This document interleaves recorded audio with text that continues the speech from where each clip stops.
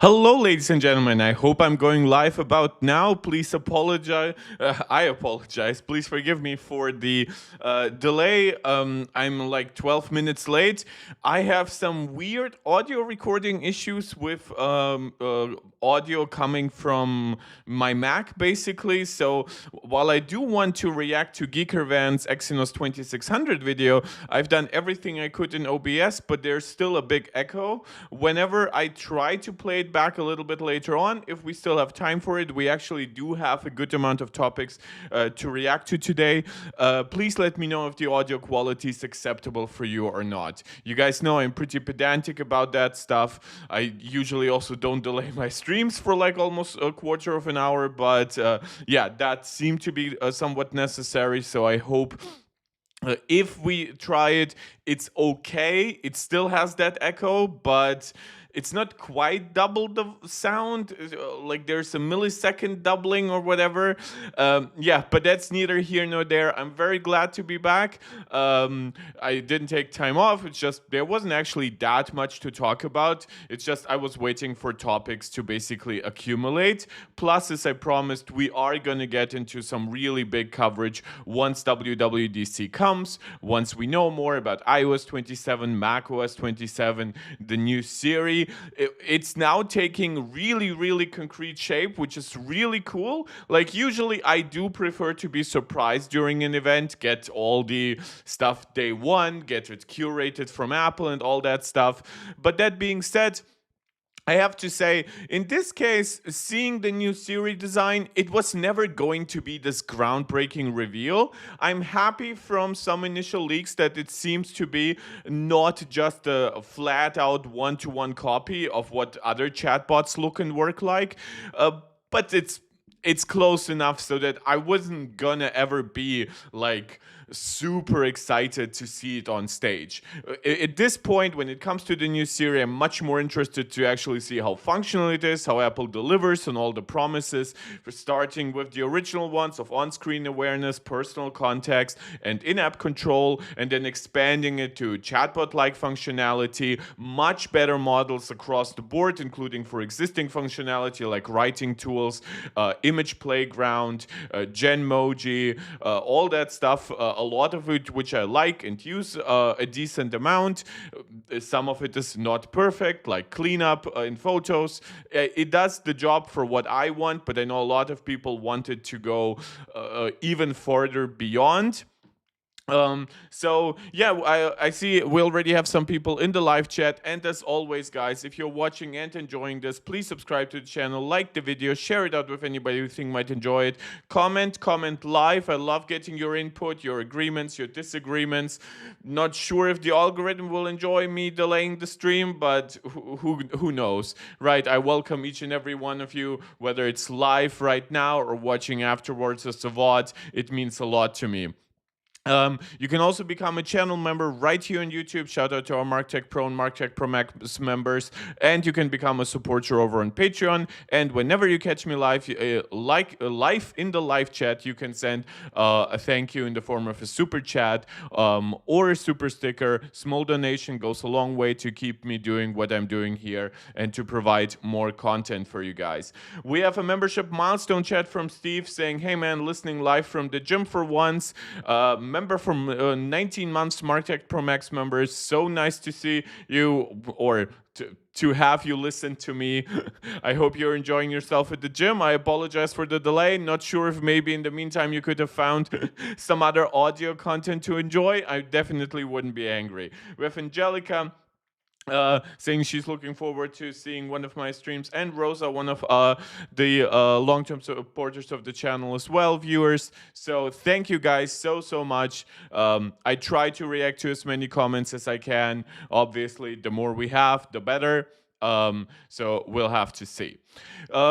Before I actually get into some hard content, though, there's something on my own side, which is, you guys know I don't do too many unboxings here on this channel, and this most definitely isn't sponsored or anything, but I bought a new wireless charger because it's actually getting really warm, if you cannot see it from me, and I even got a little bit sunburned, not quite, like nothing hurts or whatever, but actually actually like I was sunbathing a few days at the gym. We have like a pool and like a big open space on top, right? And I didn't burn or anything, but today I was just walking home from work, and suddenly my face is red. So I'm like, what's going on? But okay.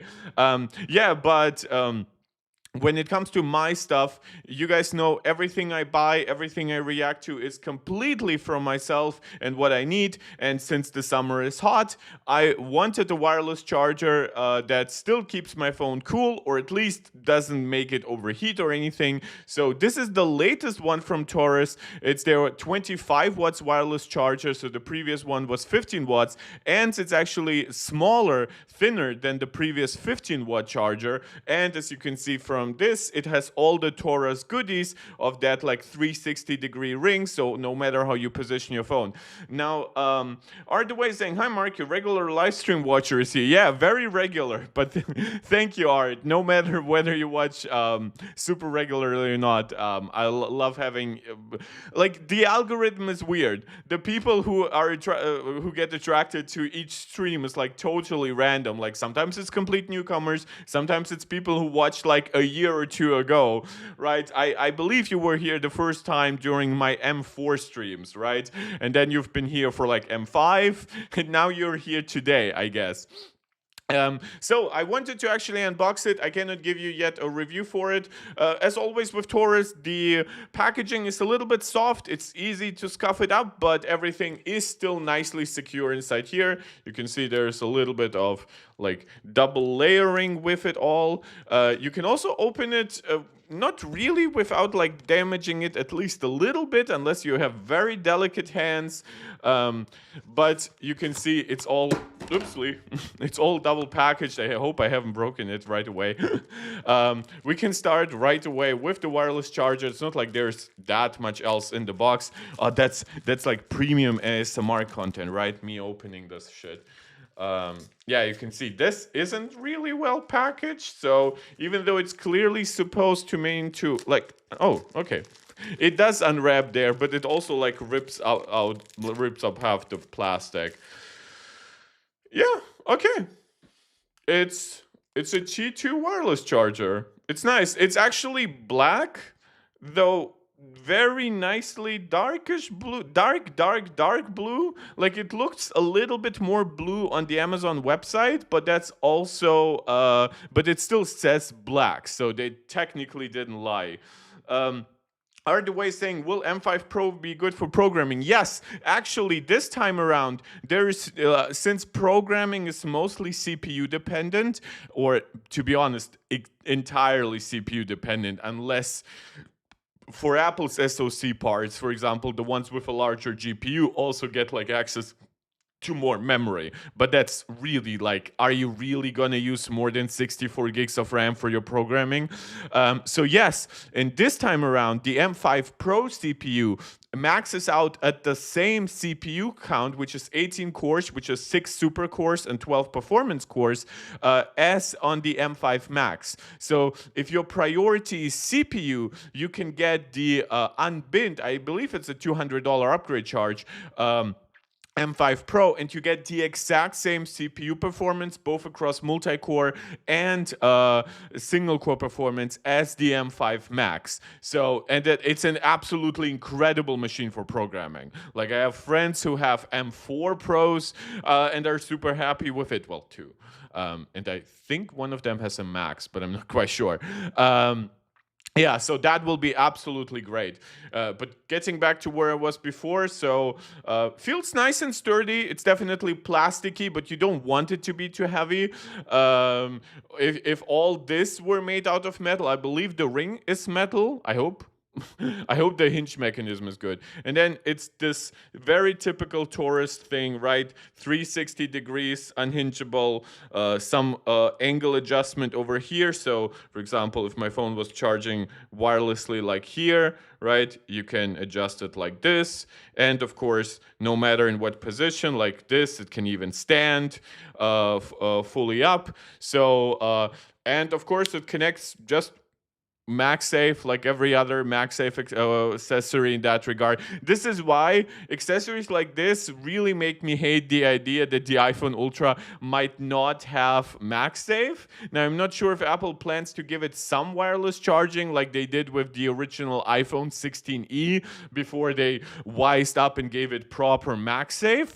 But it would be absolutely terrible if it didn't have magnets for accessories like that. And there are so many other accessories like wallets, card holders, and shit like that, and mounts for your car, all of which rely on MagSafe. And now, yes, you technically could do a case with magnets on top of that, but as we saw with the iPhone 16e, like even if you put the MagSafe case of the iPhone 17e on top of it, because the phone wasn't built for it, it won't suddenly, for example, support MagSafe at 15 watts wireless charging. It will max out at 7.5 watts wireless charging. So it's much better if it's built from the ground up for MagSafe like that, for Qi 2. The market for this is really big. I bought this for $50. This charges with USB-C, so that's great. And my only downside to this is that it doesn't have any form of its own battery, so it cannot wirelessly charge your phone. It cannot cool itself while it's not also charging your phone, right? So to enable wireless charging, you just click a button here for 3 seconds. I would assume this is whatever, probably like a soft touch screen like button. So this is unfortunate. There are some that charge your phone and can also cool it without charging simultaneously, but they are very thick and heavy, and at that point I'll just prefer to not use my phone for 5 minutes rather than like this, right? So I'm still waiting for the perfect scenario. If this had like a 200 milliampere silicon carbon battery or whatever, and of course ideally, but that one is dependent upon Apple, would be reverse wireless charging. So in a moment, your phone could potentially cool itself with this. Now, it's a little bit of a mixed bag. It's kind of like pros and cons, because your phone would heat up from doing reverse wireless charging to this, and then this would cool it down. So you would hope that it would have a really strong fan. From everything that I hear, it's not super duper strong. So I'll give you more reviews and impressions on the Discord, on Twitter. But for now, I really like how it feels. In the box, they do allow you to buy it with a charger, but they also, by default at least, they ship a cable. I bought it, of course, without a charger. I have plenty of chargers at home. Yeah, the cable is not braided or anything, but it feels nice and sturdy, and usually I trust Torras accessories. So I'll let you guys know how it works for me over time. 25 watts is definitely a cool promise. Apple's MagSafe puck definitely does not quite do that unless it's really cool outside. So I hope that this really allows basically me to reach the promise that Apple makes. Yeah, but thankfully, that's enough of my almost intro rambling. I think I'll split this up into timestamp, like usual intro plus unboxing. But yeah, I do like to inform you guys about the tech I own and buy. I'm not really into like, oh, I need to have the latest and greatest of everything. Obviously, I would like to, but I know that it's just not financially wise. Like, for example, with my MacBook Pro, that's one is still the M1 Max generation, as is my iPad Pro. So I tend to upgrade my iPhones a little bit more often. With the Apple Watch, we talked about how an actual Apple Watch Ultra redesign this year might entice me to upgrade, but specifically because my mom also said she actually wants to get my Apple Watch because her Series 4 is getting a little bit long in the tooth.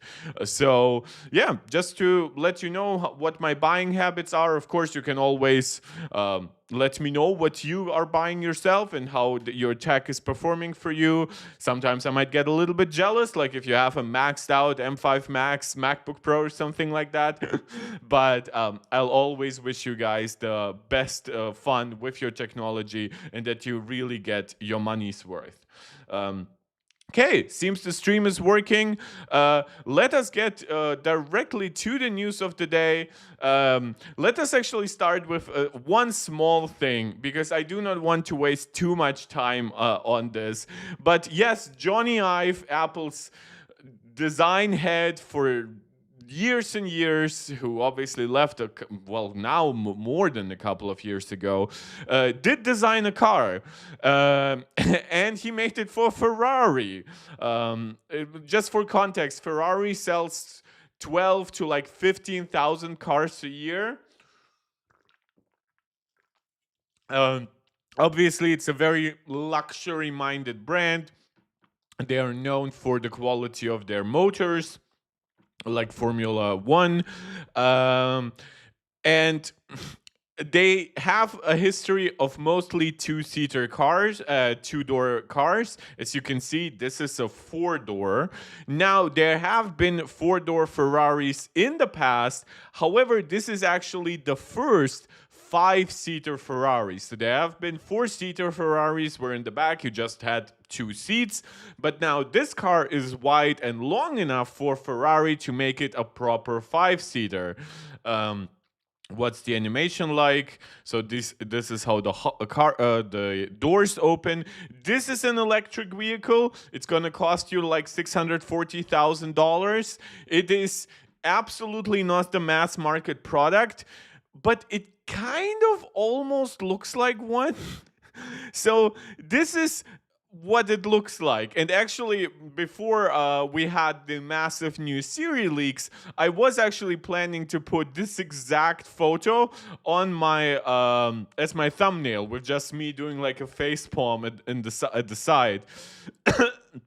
All of this, as you can see here, there's vents there. There's like a gap in here, right? And obviously, there's a lot of openings in here. This is for ventilation. Now, obviously, ventilation is good for any car and for aerodynamics specifically.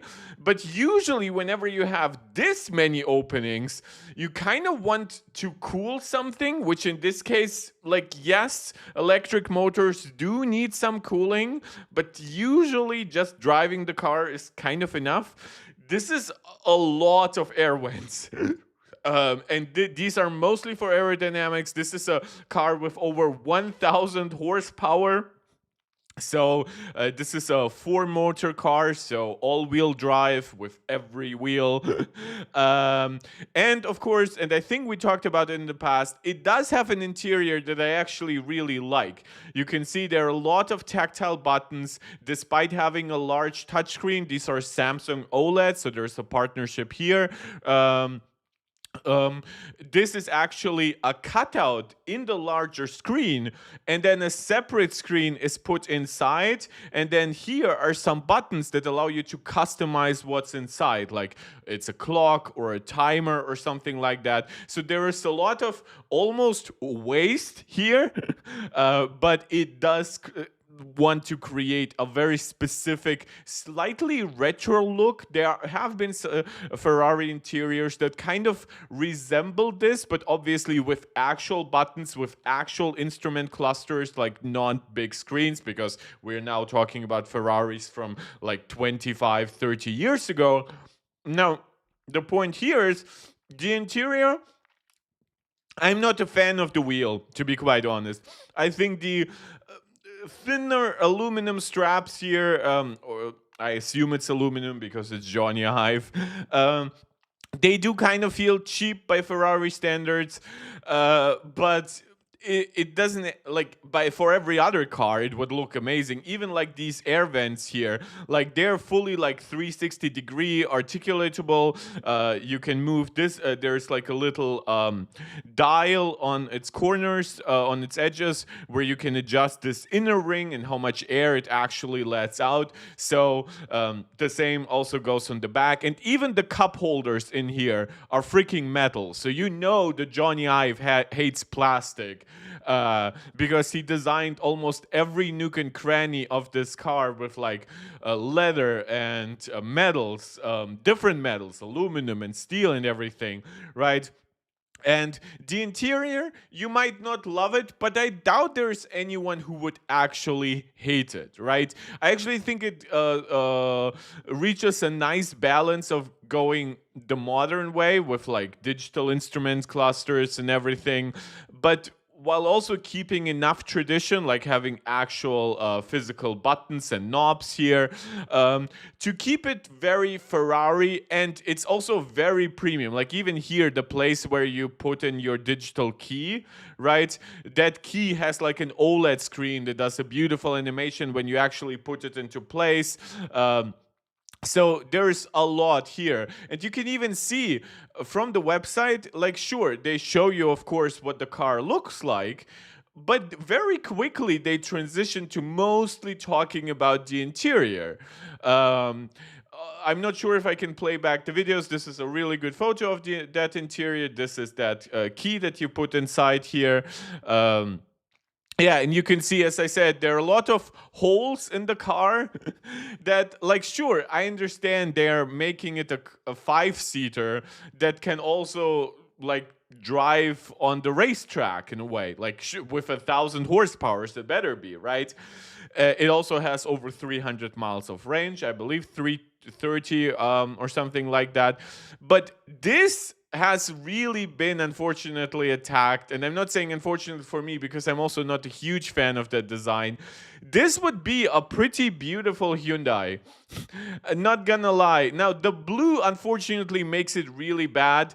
The red one looks much better, looks much more Ferrari. This one, right? Rosso Fiammente. But man, it's still like, because of all these holes, it just feels, and of course for a lot of people, just the proportions, right, with it being super long by Ferrari standards, but then of course because it's an EV, it has to be this length, right, because it has to fit in a pretty big battery. Can I actually choose a Ferrari logo, different logo? um because I don't like the yellow one. No, but yeah, obviously, also red wouldn't look good on the red either. But always like the red Ferrari logo a little bit more. Yeah. That being said, it's not an ugly car, but I just wanted to talk with you guys about it. You can let me know what you think about it. I mean, usually this is not a channel. The last time I talked about cars was about like a Tesla. I don't even remember which one. I didn't even bother to talk mostly about stuff like the cyber cap and shit like that. Obviously, as somebody who's interested in forward-looking technologies, I'm mostly interested in electric vehicles and vehicles with great autonomous features that don't actually also lie to their customers. So take it as you will about who I'm talking about here. But driving. Heated steering. It's funny that not even everything is like standard, that some stuff has to be upgraded. Because if you ask me, like, just sell one freaking configuration for 600 grand and make all the profit you can. I doubt that there are going to be people who buy this without buying basically the maxed out version, but who knows at this point. Like, this has caused a lot of controversy. It has like dropped Tesla stock by like 7%. And so while I don't hate it quite as much as some other people, this is my least favorite Ferrari. Just like to show you, my favorite Ferrari has the least least interesting name, is the La Ferrari. Wait, is it one word? I always remember saying La Ferrari. But yeah, you can clearly see two-seater, right? Very long for being a two-seater, but definitely not as long as a four-seater. Uh, this flat look, like, sure, as you see, it also has plenty of holes for airflow and stuff like that.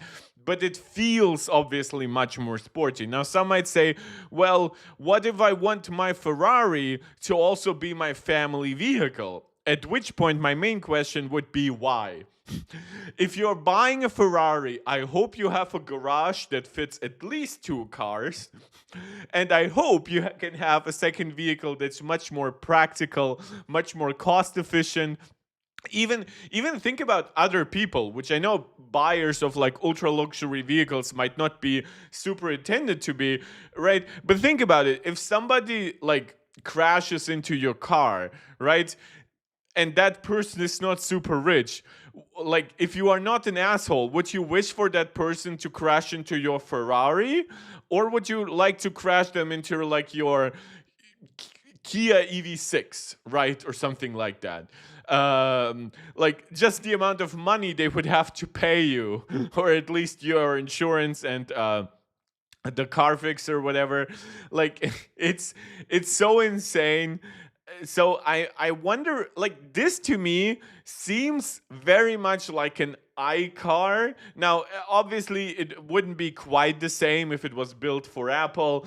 There would be obviously input from some designers, some other designers. There wouldn't be as much input from Ferrari side and the designer that Jony Ive now always works with at Love From. So it would definitely look a bit different. It would also definitely have a different logo. It also probably wouldn't need all that crazy airflow because it wouldn't be designed for that stuff. It also definitely wouldn't be 1,000 horsepower. It also definitely wouldn't be $600,000. But I think the rough shape and everything actually makes this pretty believable as like an iCar. And I know that like Marquez has done a video on it on autofocus and stuff like that. Honestly, I said my piece. You can agree with me or disagree with me. Let me know. Let me know in the comments right now or afterwards, whenever you're watching. But this, unfortunately, to me is probably the worst designed Ferrari of all time. And I'm not saying it just because it's different. Again, I don't actually think this is an ugly car by itself. And for many brands, it would actually be very pretty, but for what it's supposed to be, because design does not simply exist in a vacuum, right? If you told me this was like a $120,000 Audi or VW even, or even like Mercedes, now it wouldn't really look like a Mercedes. It could be an Audi, I guess. But like I believe, was it The Verge or somebody who wrote this car should have been a Volkswagen or something like that? Like, oh, like that meme, like, oh, this should have been an email, and like this should have been a Volkswagen. And I kind of had to agree. And obviously with it would be much cheaper, and the interior wouldn't be quite as premium, which is obviously the most, like, the actually, in my opinion, most luxurious part about this vehicle. But that being said, it does exist now. We'll have to see how it reviews in a way. But like, again, it's a very powerful vehicle. It should be pretty aerodynamic and efficient with all that stuff. Beautiful app also as well, though this isn't liquid glass yet. Jony, get on top of that. And yeah, you can even see from some sides, whenever it looks like it actually has really sharp edges, it kind of looks nice. Also, these wheels look much better. And just the behind, if you didn't know that these were holes, which again, if this was a super sporty car that looks very much like it was made for the track, this would be not only forgivable, but kind of desired.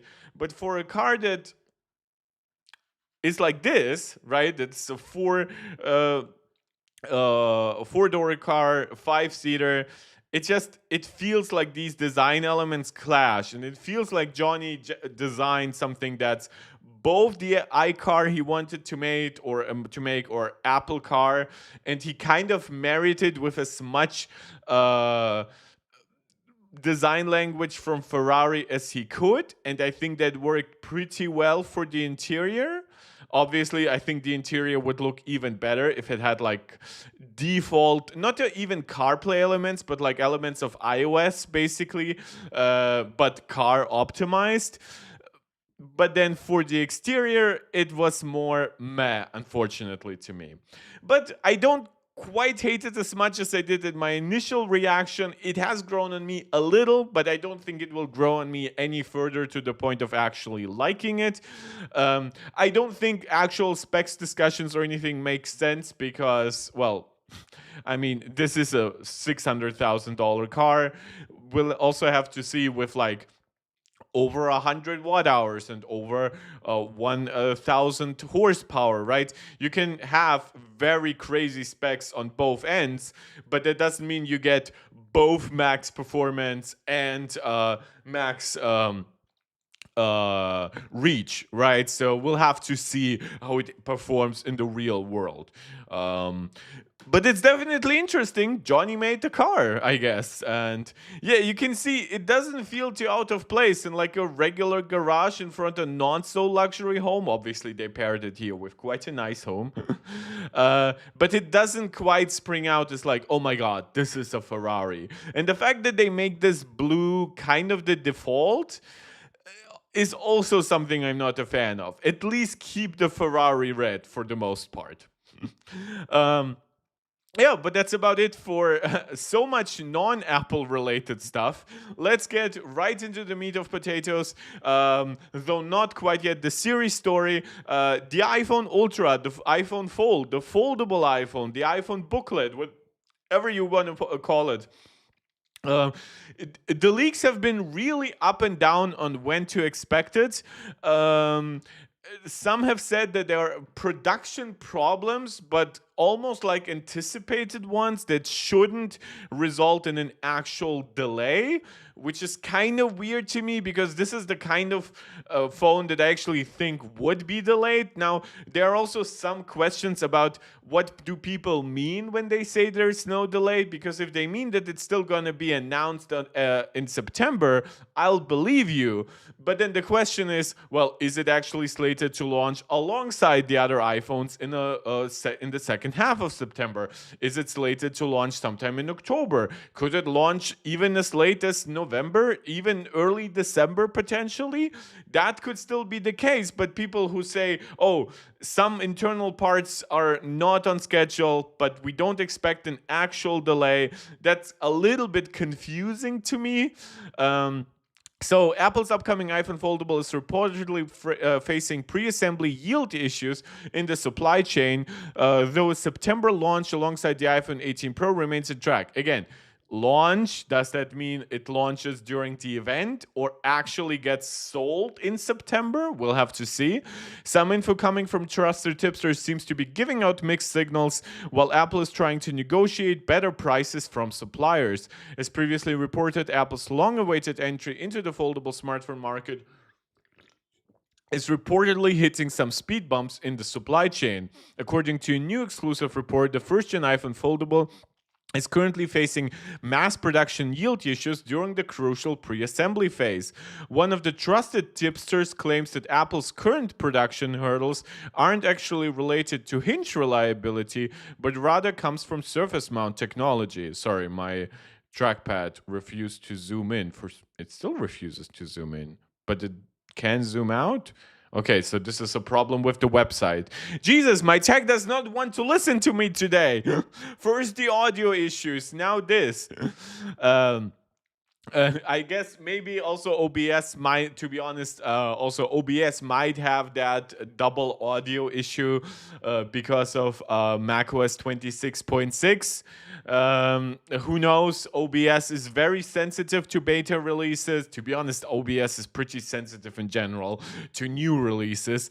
OBS kind of wants to be like, oh, it's the latest OBS, but with like an operating system version that's a month old or more. So hopefully it's about as streamlined and optimized for it as possible. So apparently, the latest issues do not come from hinge reliability, even though that has been a report in the past, but rather come from surface mount technology (SMT) complications. SMT is the process by which electrical components are mounted directly into the surface of the printed circuit board. Right now, pre-assembly yields are reportedly failing to ramp up to Apple's strict standards. Obviously, this is a device that's going to be very thin. It's not going to have a lot of actual internal space because a lot of it's going to be taken up by the hinge and components that just cannot not be there, like cameras and speakers and everything like that. So Apple usually goes pretty insane in products like these on the motherboard, and how stacked components are, how small the motherboard is. We saw that with the Apple Vision Pro, where they actually had a curved motherboard system or like a dual motherboard system. These kinds of design decisions can sometimes lead to longer build and development time sometimes, and even complicated mechanical things like hinges. But that's on top of the fact that Instant Digital reported days ago that the hinge mechanism was failing high frequency durability test, which a lot of people will say, well, but everyone else is doing hinges just fine. Well, don't forget, Apple usually has pretty high standards in this regard. Not just because they're so pro-consumer or whatever. Obviously, we cannot be naive about that stuff. But a big part of that is because Apple knows that they are very likely to face stuff like class action lawsuits, right? In scenarios where other companies will be just excused because people will say, "Oh, I bought a Huawei, it broke pretty quickly, right? Maybe outside the warranty period, and maybe that pisses you off." But you would be like, "Man, it's a Huawei, right?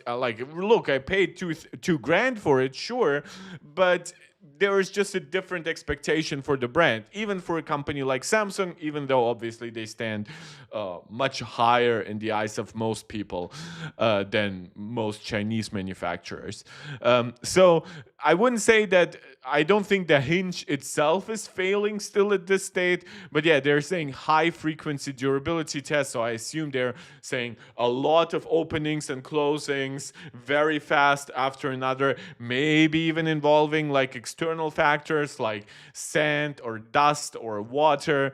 We don't know if this phone is going to be rated for some kinds of water and dust resistance, and if it does, some phones like the Pixel Fold actually advertise waterproofing, right, like IP68, but they do actually exclude the hinge mechanism from that rating. So they mean like components like the speaker, the USB-C port and stuff like that. They're all waterproof as they are on like your regular slab phone. But the hinge itself, it is subject to different wear and tear, which I think is a shitty way to advertise it. I'm not sure if Apple would do something like that. Again, the risk of like a class action lawsuit of saying, but you advertise it as IP68, and look, I had some sand get into the hinge, and now the hinge is broken and whatever, right? So we'll have to see how Apple advertises it. Obviously, if it doesn't work to their standards, like what I assume will be hundreds of thousands of openings that are basically guaranteed, unless you're doing it like this or whatever, then I think that there's a chance that there could still be some delay. But then, of course, don't forget, there's only so much delay can Apple do without actually changing the production. And if they change the production enough, there is the question, would it not make sense to then delay it by an entire year or something like that? But or alternatively, they take more time, but not quite a year, and then they launch it actually alongside the iPhone 18e, the base iPhone 18, and the iPhone Air 2. But we'll have to see.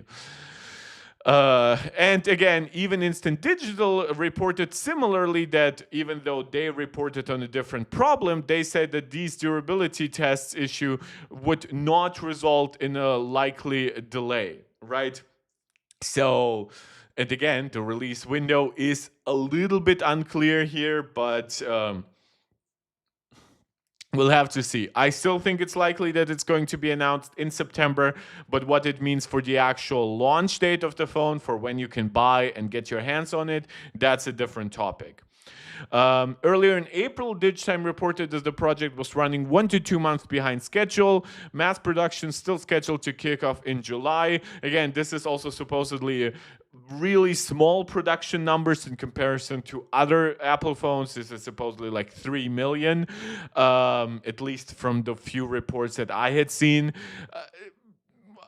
So it's not like they need to really rush it, right? Even if they take all of July and all of August and all of September and then release the phone in October, right? Maybe even early November, I don't think that's actually going to result in fewer sales. I think a bad phone will result in fewer sales, or a phone with any kind of durability issues. Fixed Focus Digital also previously hinted the ongoing price negotiations between Apple and its primary assembly partners were introducing friction into the production timeline. Obviously, we know Apple is quite aggressive about asking for low prices from their manufacturing partners. We'll have to see. It's definitely going to be over $2,000 at this point. Like, we have talked about how Apple is quite aggressive about pricing these days, not choosing to increase prices where other manufacturers are. Like, for example, Steam Deck just yesterday got a huge price increase.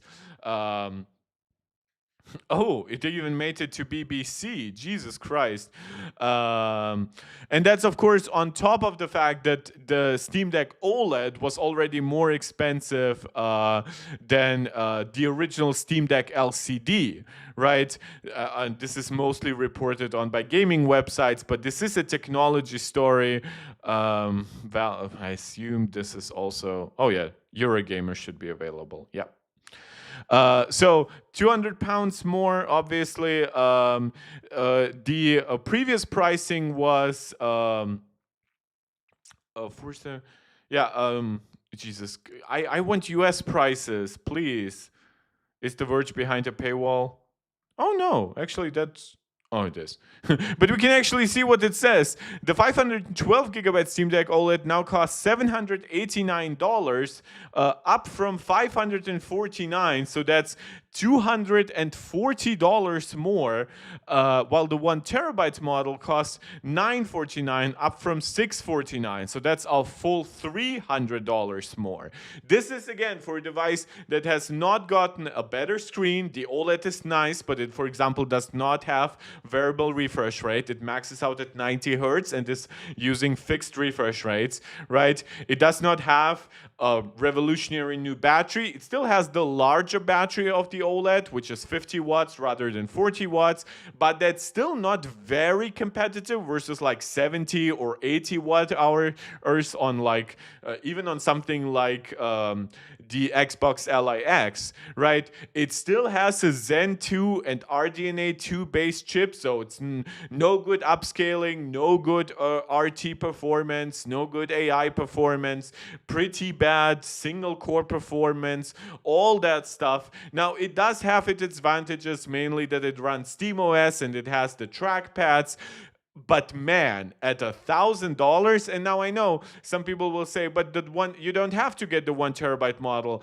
But now ask yourself, would you get the 512 gigabyte model? And believe me, you need more space. And SD cards are really getting really slow. Plus, the Steam Deck doesn't even have the fastest SD card. Like SD Express. It doesn't have what the Nintendo Switch 2 has. So in theory, before this, you could buy the 512 gigabyte version. I actually would recommend it because it has a glossy screen rather than the matte anti-reflective one on the 1 terabyte model, which does not look as good. And you would just take out that SSD. It's a small form factor. I believe it's a 2230. And you could put in your own SSD of choice in there, right? Like a 2 terabyte version, which obviously does not exist.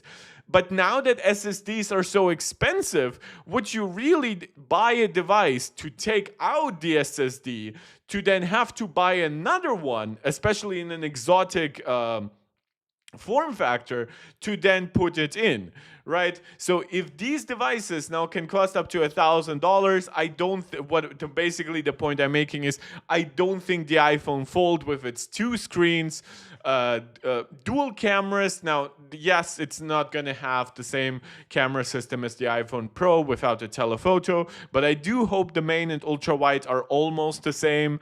We'll have to see. It might be a little bit more like the Air, where because of internal space limitations, it has more of the camera system closer to like the base model. Maybe a little bit more goodies on top of it, but we'll have to see. But yeah, A20 Pro chip, 12 gigs of RAM. I would assume this probably starts with like 512 gigabytes of storage just for logistical reasons. So Apple doesn't even have to produce 256 gigabyte configurations. Yeah, this is not going to be cheap. And the entire market is not cheap. So people really shit on Nintendo for their $50 price increase. They shit on the PlayStation 5 for now being 50% more expensive than it was at launch, which I think is justified. But the component costs are what they are, unfortunately, right now. And the iPhone Ultra has no stockpile of previous components to reduce its costs, right? Its chassis is new, its hinges new, its screens are new.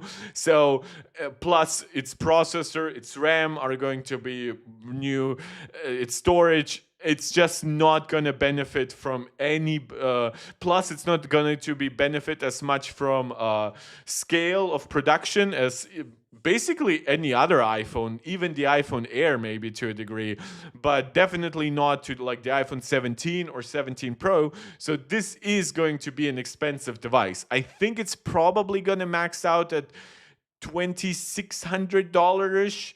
Depends a little bit. Like it probably will have a 2 terabyte configuration. But yeah, $2,000. My bet currently is like on a starting price of $2,199 or something like that. This is also going to be the first iPhone where the last decision on pricing is not going to be made by Tim, but rather by John Torras.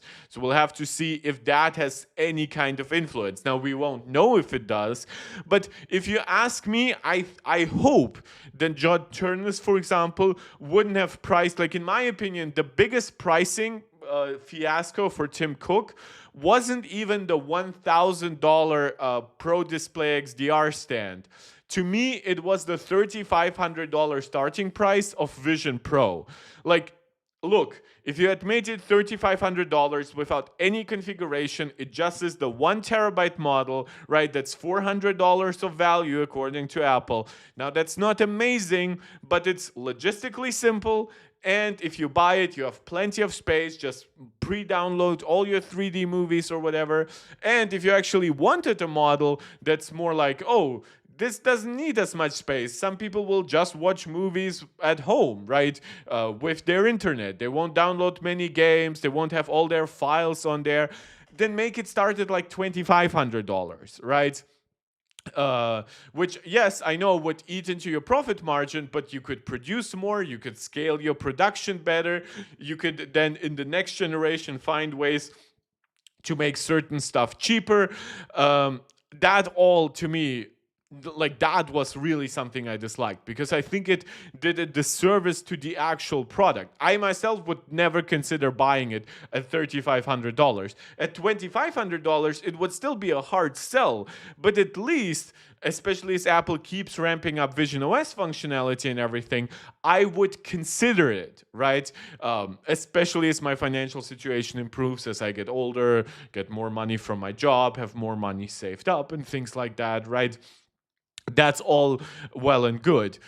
This is a product that I hope they do. I do understand they will want to make profit from it, and nobody is forced to buy it, right? Of course.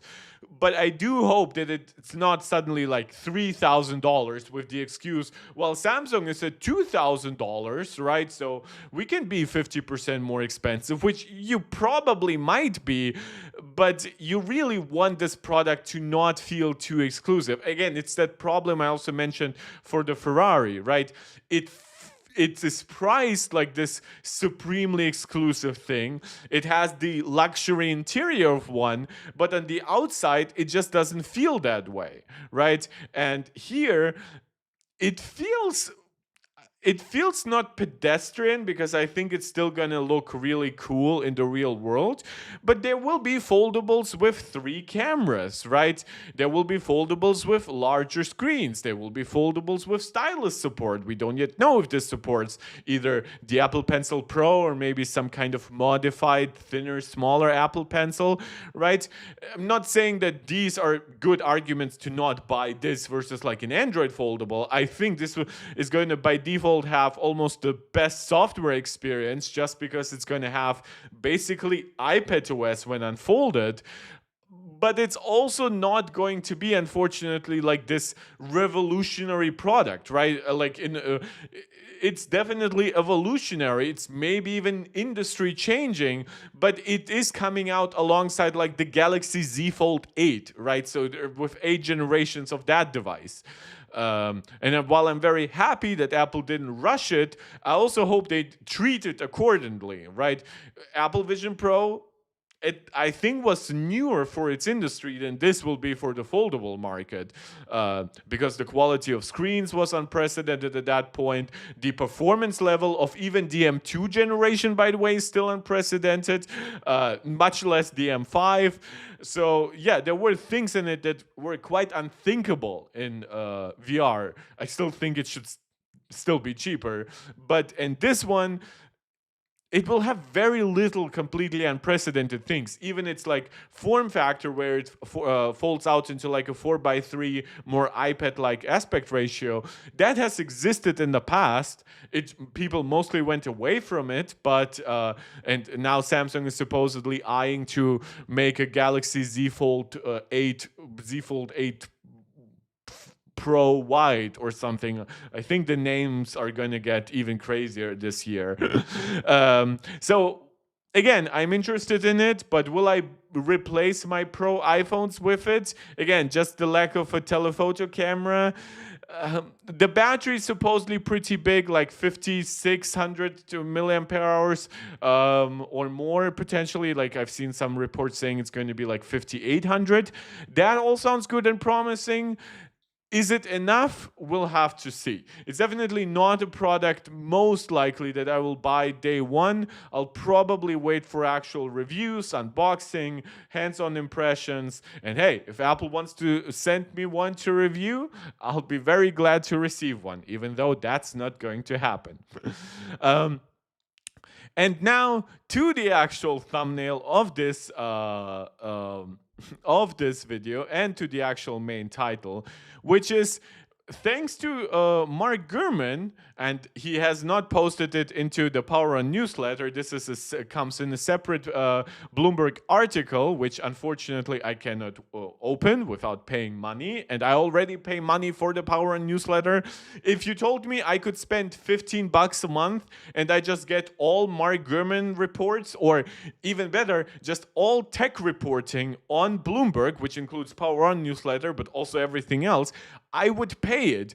But they have like this weird thing where you can pay like $10 for the Power On newsletter, which I do, but then you have to pay for the entirety of Bloomberg. And I'm like, no, I just want the tech portion. And I'm not paying like 50 or $100 to you guys a month or something like that. Even like 25 would be too much, given what it is, and given like, look, you get all of this in 9 to 5 Mac, and it looks even better, I would argue, and definitely runs better than the Bloomberg website. But these are leaks happening for iOS 27 and for macOS and for the new Siri and new Apple Intelligence. So this is actually really cool. And as I said, while I would have preferred ultimately to see it all in the actual presentation, and some of it will still be a little bit different in the real world, of course. These are renders. These are not actual screenshots.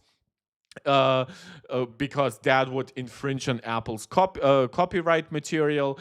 But what essentially this is them taking probably a screenshot or even a phone running the software, and then a 3D artist re-renders it all with their own software, right? And slight differences to not make it exactly one-to-one. But let's get into the meat and potatoes of this. Apple is planning sweeping AI-driven upgrades to its cameras and Photos app, so this is a little bit new. We've heard about it for camera, basically the camera integrating features like visual intelligence. This happening in iOS 27, and is being reported by Bloomberg's Mark Gurman. The report offers a first look at the appearance of several major iOS 27 features that Apple plans to announce at its Worldwide Developers Conference on June 8th. So, guys, less than 2 weeks from now. The images are based on information viewed by Bloomberg and people said to be familiar with Apple's plan. So, again, these are not exact screenshots.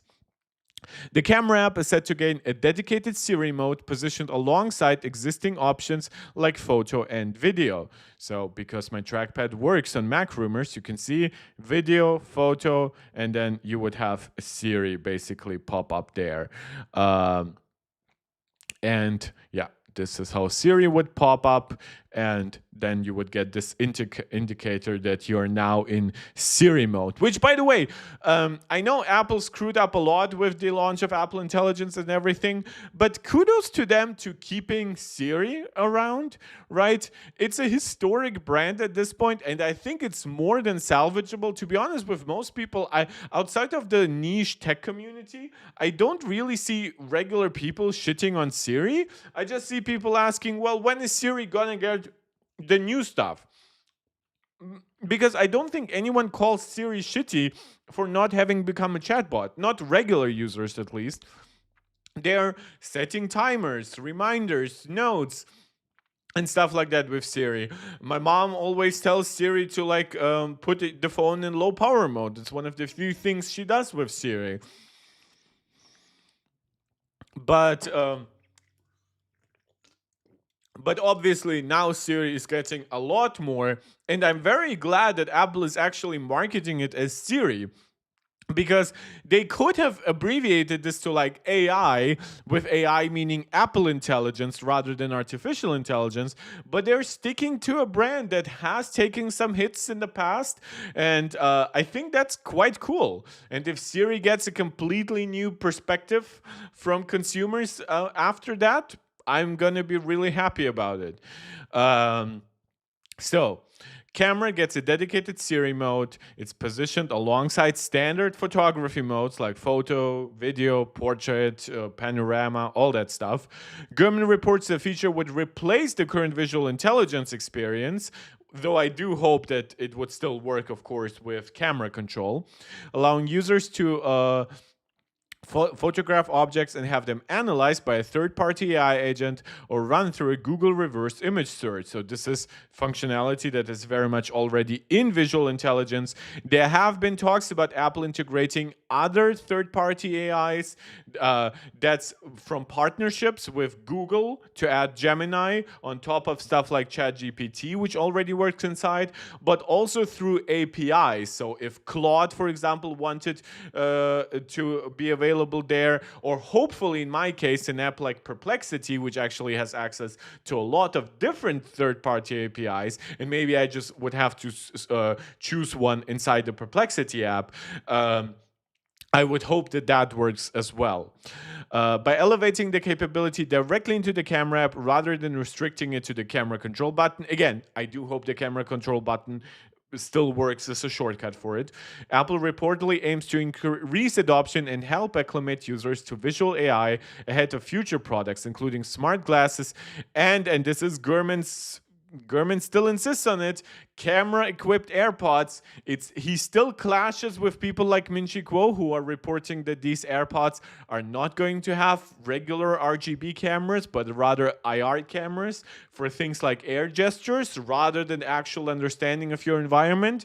But we'll have to see. And again, I always point out, think about the constant battery drain. Think about the impact on even your phone of having to process all that imagery, and if it's on demand, then my question is like, well, at that point I'll just rather take out my phone with a much better camera, I don't have to aim it like with my head and face. I can aim it directly with my hand, and I don't have to pay for cameras inside my AirPods because I can just get the same AirPods but cheaper, right? Because if this is going to be married with the latest AirPods, with the latest H series chip, with the latest audio drivers and everything, it's going to be shitty to have to pay even more than an upgraded version will already cost because of cameras, right? At that point, I would before like I at that point, if Apple differentiates AirPods, AirPods Pro, and maybe something like AirPods Ultra, I at that point might be inclined to just buy AirPods Pro. To be honest, I don't even need a heart rate monitoring feature. I would much rather Apple just take it out and use the extra space for more battery, or to make the AirPods a little bit smaller, or reduce the cost by even just $20. It's a feature I don't need at all because of my Apple Watch.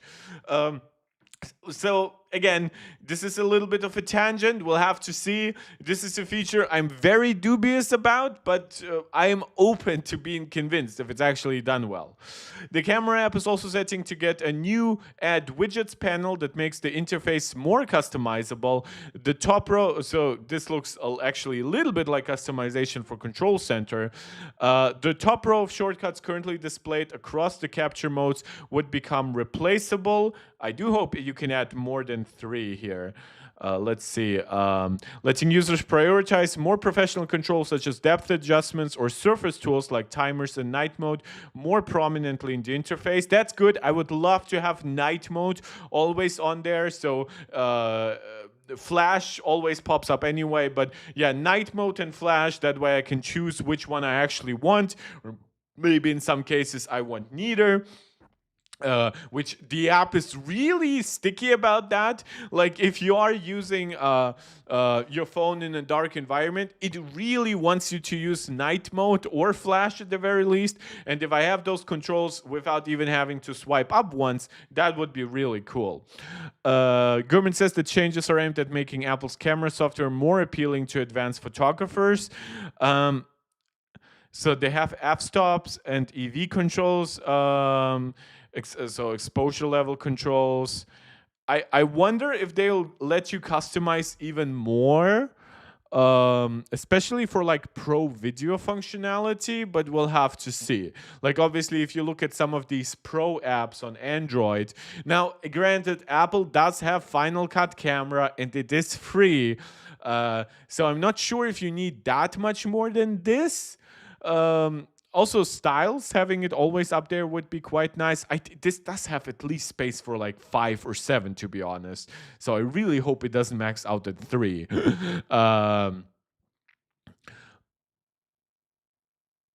But yeah, hopefully with these more of these controls being front and center, Apple also makes these controls even more advanced.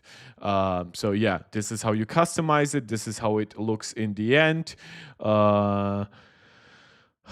Original long time, accept all suggestions, tools. Oh yeah, so instead of just having the cleanup tool, Apple will have just tools which are marked as Siri or Apple Intelligence, and they will have cleanup, extend, and reframe.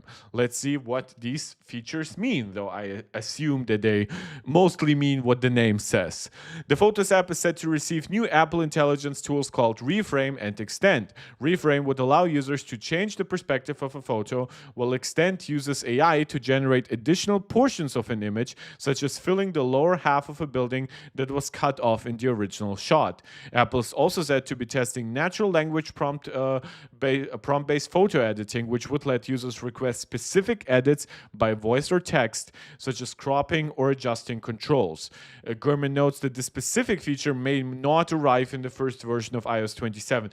If I'm going to be honest, this to me sounds way more exciting. It is said that iOS 27 is not just going to have more features, which now we see, extend and reframe and stuff like that, but that it's also just going to use much more improved AI models that are now based on Gemini, which at this point should be something like Gemini 3.5. or by the time it launches, it should be Gemini 3.5, I assume. So features like cleanup will also be better than they were in the past. There have also been rumors that some of these features, similar to what we discussed in Apple in Visual Intelligence, would allow you to use third-party AI tools. So, for example, cleanup currently right now is fully on device and Apple Intelligence based. I wonder if there is any kind of way to give that feature to ChatGPT or Claude or Gemini, or alternatively, even put it into private cloud compute where it can work with a much larger RAM buffer and everything, much more performance, and yeah, that would also be a cool selling point for Apple's platforms. I'm not sure if Apple will sell its cloud AI in any way, but I could see Apple partnering or bundling something like Apple One or iCloud with private cloud compute, saying, oh, you buy like the 200 gigabyte iCloud option, well, now you also get so and so many prompts at the highest quality. Maybe all prompts to a certain quality level are free, but for anything more and maybe priority access, you pay more. And whether you pay like $2.99 or $9.99, or in my case, it's now $45 between all of Apple One plus another 2 terabytes of iCloud. I hope that I would get a lot of priority from it. Plus, with family sharing and everything, it wouldn't actually be unnecessarily a bad deal if they give you a good amount of prompts. But yeah, to me personally, this is much more exciting to just tell my phone, adjust the exposure a little bit, right? Or like bring out, like, or what would be the exact prompt? Like make the shadow stand out a little bit more, or brighten up the image a little bit, and stuff like that. Or smooth out my skin just a tiny bit. Maybe you can see my skin is just just a new layer is coming in after the sunbathing. That is something that I could say, like, just smooth it out so you don't see that over here. Who knows? Elsewhere in iOS 27, the Shortcuts app is said to be getting a significant overhaul that would allow users to create automations using natural language. Instead of manually building workflows step by step, users can describe what they want to happen. Gurman's example is a user setting up a routine that automatically starts a music playlist and sets a spouse in ETA when they begin driving home from work. Also, imagine something like a workout, right? You arrive at the gym, your phone already, by the way, recommends you stuff based on your location, right? There is already some algorithmic work being pre-done here, but now imagine if you could do that and actually make it entirely to your liking. Say, once I arrive at that location, play that playlist and pre-start, maybe not even open up the and maybe not even start the workout right away, but it'll open up the fitness app and something like that.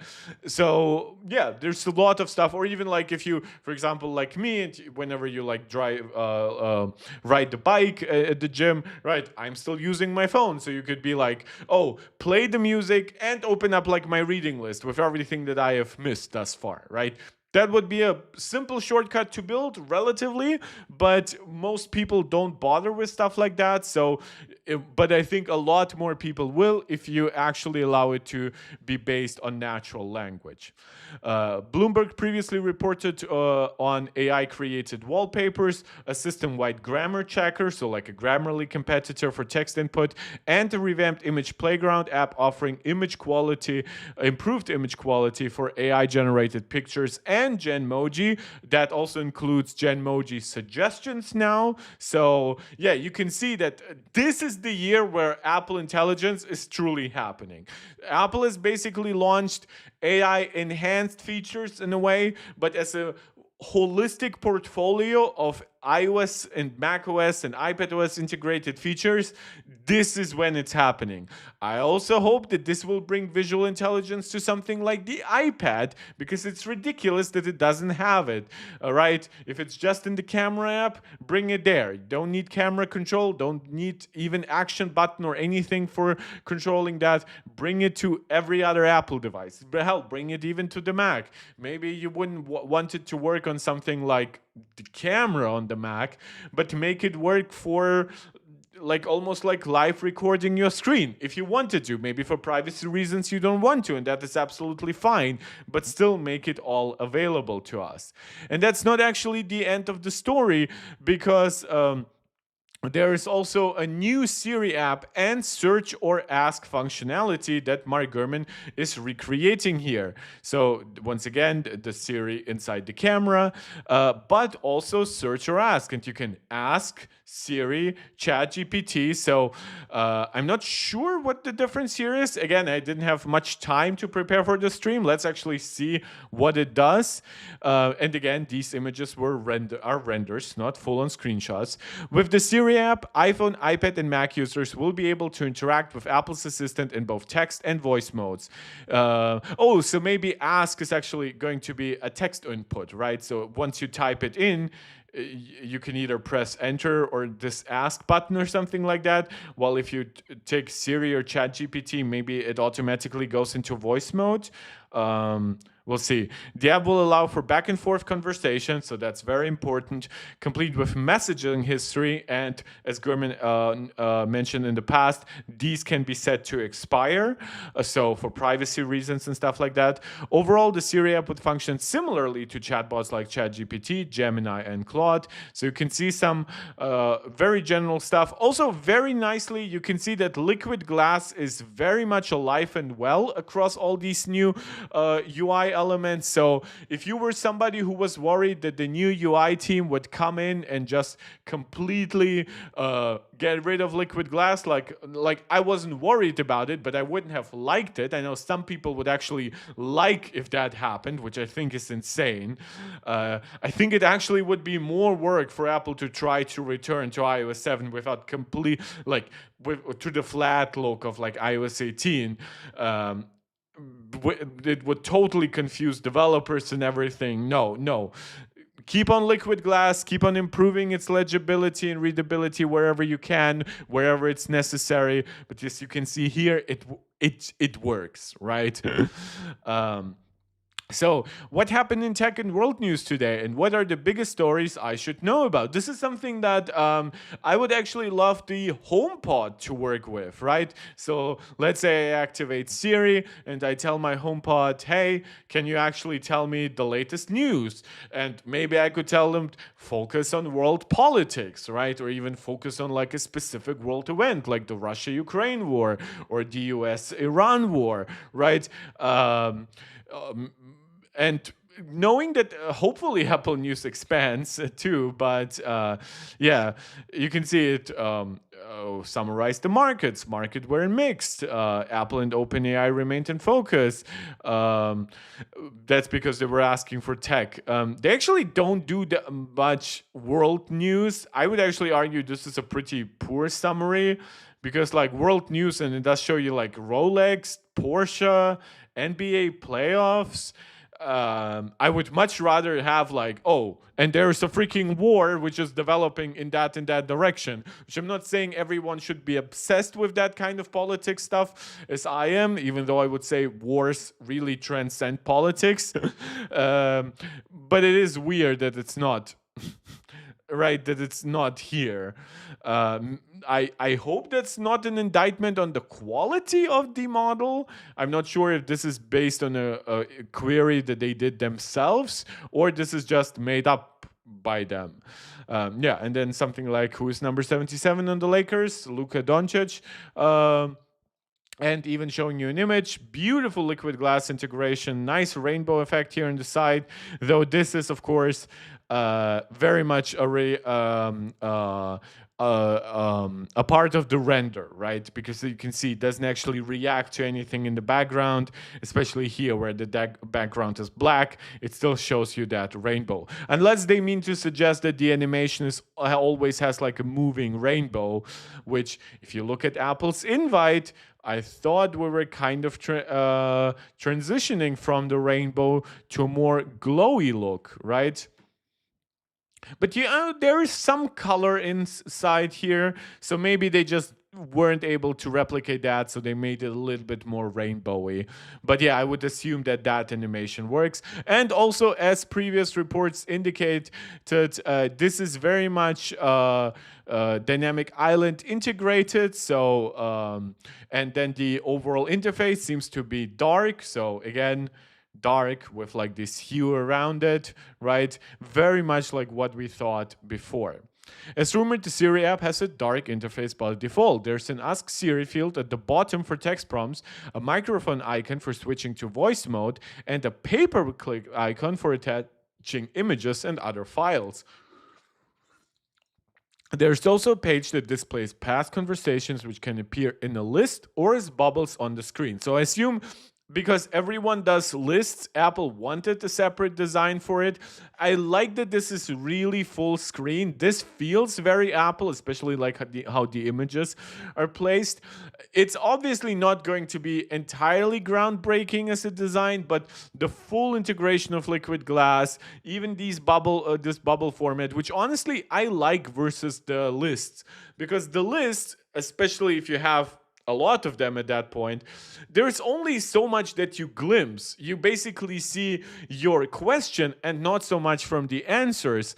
But the fact that you can see a little bit of the answer might actually prevent you from having to go back into a specific chat. Maybe you were just looking for an answer. So I think this actually looks pretty good. And my assumption is it will work pretty well.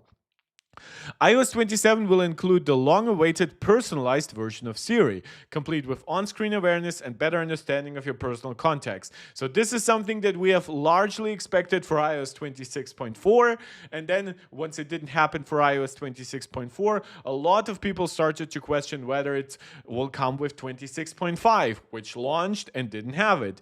Now people are asking, might it still come with 26.6? I doubt it, right? I mean, 26.6 just had its first beta this week. It didn't have any of those features. I think at this point, Apple is just content to say, look, iPhone 17 is selling plenty well. Our Macs are selling plenty well. In fact, we are supply constrained by like 3 nanometer chips and stuff like that. Not even as much RAM, though they did, for example, cut RAM options for the Mac Mini and the Mac Studio recently. But granted, those are also not on the latest M5 generation of chips. So Apple is like, look, people are not buying our device for AI or Siri. And if they are buying it for AI, they're buying Macs that can run on-device AI through stuff like LM Studio or locally AI, where I, for example, use Gemma 4, I believe, 31 billion parameter model, or I use Qwen 3.5 or 3.6 at this point, right? So yeah, Macs are used for AI, but not as much for Apple Intelligence. So Apple is pretty content with delaying it as much as necessary to actually relaunch it in a better state.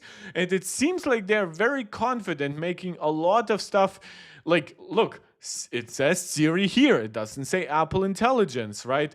It says Siri for visual intelligence. All of this is the new Siri app. So it seems like Apple is even not as much moving away from the Apple Intelligence branding. I think still this is going to be the broader branding. But similar to how OpenAI is known for ChatGPT rather than OpenAI's AI, and Anthropic. Nobody I know in like regular people knows Anthropic, but they've heard of Claude at least partially, right? And then Gemini. My mom has recently used Gemini to plan parts of her holiday, which I was like so pissed off when that happened because I was like, Mom, just the other day I was doing like a live stream on Google's keynote, and I was telling everyone that no one does that AI planning the holiday, and you're the most intelligent person I know. Why are you using Gemini for this? She was like, oh, I just wanted a broad estimate for the cost of the trip. Like she already had everything in mind, right? But instead of going to the to the individual websites of like, how much does this ferry trip cost? How much does this hotel cost? She was like, give me a broad estimate, staying there and there for those times. And Gemini used obviously web resources to do all of that. I'm not, again, it's not quite clear if Apple will go as far with chatbot Siri. I personally do want them to mostly focus on on-device stuff like personal context and personal data, but we'll have to see. And again, because stuff like ChatGPT and I assume other models will be integrated right there. First of all, this is a massive blow to apps like Perplexity, because this will instantly, like, if I know what I can get from this in terms of how much I have to pay or whatever to get the best models, or at least a reasonable, like, I don't need Claude Max 4.7 the minute it comes out. I'm fine with Claude 4.6 and whatever, right? But once I can get this inside here, and especially once my Perplexity subscription runs out, which is a 1-year gift I got from PayPal, I'm going to be using this, not Perplexity. Yeah.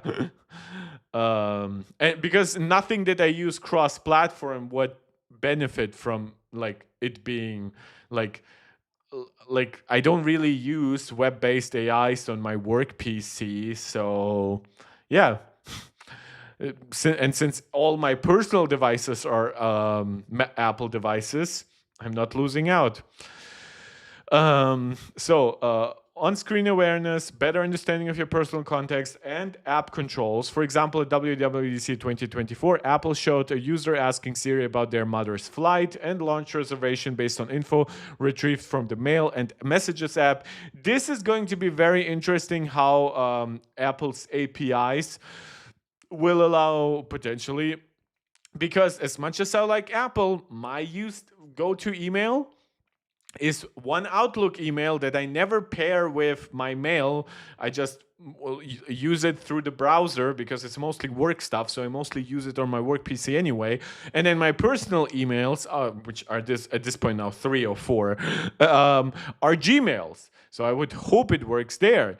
A lot of my personal messages are in WhatsApp.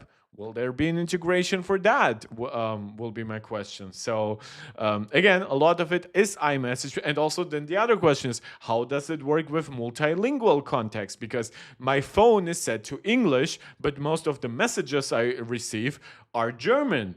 Can it simultaneously work like that way? Will it be able to translate on the fly? Will that be a feature that gets handed off to the cloud while regular text analysis still happens on device? We'll have to see. Siri will be more useful when it comes to your personal data. Chilling with Tech is saying in a very simplified form, is this a at ChatGPT but Apple's version? In a way, yes. I mean, it is mostly a chatbot, but the primary focus, I would actually argue, if I go to this app, could it take prompts? Yes. And not only that, but if you look at it here, it wouldn't just be able to take prompts. Like, let's say Siri in the beginning starts out as mostly focused for on-device stuff, right? That's your own context, mail, photos, whatever, right? But let's say you're asking it general queries like this here, like who's number 77 on the Lakers? Will that work through Siri? I don't know, but we know that ChatGPT is already integrated into Siri, and we know that Apple is working to put Gemini in there too, and we know that Apple is working on APIs to allow basically all AI providers to integrate here, and then maybe Apple will just get money from one being the default, kind of how it works with Google search, right? Safari allows you to use a different search provider than Google, but Google is the default, and that's why Google pays Apple so much money. How does personalization work for Apple in the new Siri? The personalization will come from your own data. So from this phone having access to your mail, your messages, your music library and everything, right? That's the personalization. that's going to come in. Say I ask it, give it me new jazz releases that came out 2 months, lesser known only. It should spit some things out. Yeah, I assume stuff like that will be part of the general knowledge query. Again, similar how these two prompts are being displayed here. Isn't Apple using Gemini's help for this new Siri app? Not the app. They're using Gemini and not exactly Gemini, but they're using, probably at this point, Gemini 3.5. And what they're doing, it's called distilling, right? Like what you do with alcohol, right? You basically generate it and filter it, and then whether you're using potato or rice or whatever, and then whatever liquid drops out through the distilling machine, that's your alcohol now, right? And Apple is using Gemini to say, here's Gemini, let's give it a million prompts or whatever, right? Let's see how it responds. And from those responses, we can actually regenerate a version of Gemini, but we can focus it specifically on the prompts that we think are most likely to happen on device, right? We can optimize them now for our silicon because the underlying technology will now be based on Core ML and Metal and all the other Apple frameworks, and will be made to work with Apple's APIs. All that stuff, it's not yet something that applies to Gemini. So Apple will take Gemini, squeeze it out, and then whatever comes down under, it's not Australia, whatever, man. And whatever gets squeezed out of that Gemini bottle or that fruit, right? Apple will be able to make a juice out of that. That's one part. But they will also be able to make some form of marmalade on it, or some sauce that even goes with steak, right? Or they can even make it into a beautiful wine. So this is how Apple is using Gemini. Yes, they are using Gemini to improve Siri, but it's not exactly one-to-one. It's not simply Gemini 3.5 gives you some kind of answer, so the new Siri gives you that exact kind of answer. That's not the partnership in question here. Is it called Siri GPT? No, it's just going to be called Siri, and the broader tools will be known as Apple Intelligence. I don't think that there have been no suggestions that Apple is moving away from that kind of marketing. Will it push voice mode or video mode like competitors? Video mode is something that I definitely don't think is happening, because video mode is something that requires a lot of compute, and given current shortages for, we'll get a little bit to how private cloud compute is expanding and how Apple will have some direct Gemini help here. But I think video mode is unlikely, because I don't think Apple is putting that many resources into the cloud, and video mode is just incredibly compute intensive. I think voice mode is basically guaranteed. I mean, this is why we have that voice mode button here, basically. But it seems to be very neutral. At least that would be my suggestions from the design. So similar to how other chatbots also give you a voice mode button and like a general text button, it seems like Apple is fine here with doing this as well. So not forcing you into either modality by default necessarily. At least that's my suggestion here. Or at least that's my analysis here. Siri will be more useful when it comes to personal data. For example, the report said you can ask the new Siri for times you're available for appointments before scheduling something in your calendar, which this is something that would work really well if it had like full Outlook integration and stuff like that. You can also ask Siri to write emails, notes, or text messages using information from your device or the internet. So, for example, in an email, I would assume you would say, write this and this kind of text and insert a photo that I took on my last vacation in Bali last year. Right? And then it would generate the text with something like like Apple Intelligence writing tools, but then it would use on-device Siri Apple Intelligence to go through your photos, use location data, use image analysis, right? And then maybe it will suggest you a couple of images or just choose one that it thinks by default. Alternatively, you could go into more detail, like saying, and send an image from the beach in Bali where I went to, right? Something like that. It will also work with notes, similar here, again, very much also dependent on Apple writing tools, text messages, yeah. And then also using your device or the internet. So something like potentially like write a text message that includes the latest Lakers score, right? Or the score from Argentina, how Argentina is performing at the FIFA World Cup, right? And tell them how disappointed I am. And ideally, it would present you like an image based on like maybe the stats of Argentina playing at the World Cup, and then it will put your text under there, like, oh, I'm so disappointed by this. They're playing so horribly this year. I wonder if there'll be any new features to Apple Music directly, like TikTok swiping. I don't think so. And the answer, like at least for this specifically, yeah. So you can already make new playlists with Apple Intelligence. First of all, this hasn't rolled out worldwide. So this is a feature that also will, by the way, it might not benefit as much from being new because it does exist. But first, worldwide rollout. And second, the better models, right? So here in the end, we talk about how Image Playground, for example, gets better models that generate higher quality images. Think about that now for Siri, for writing tools, and think about something like that for playlist generation.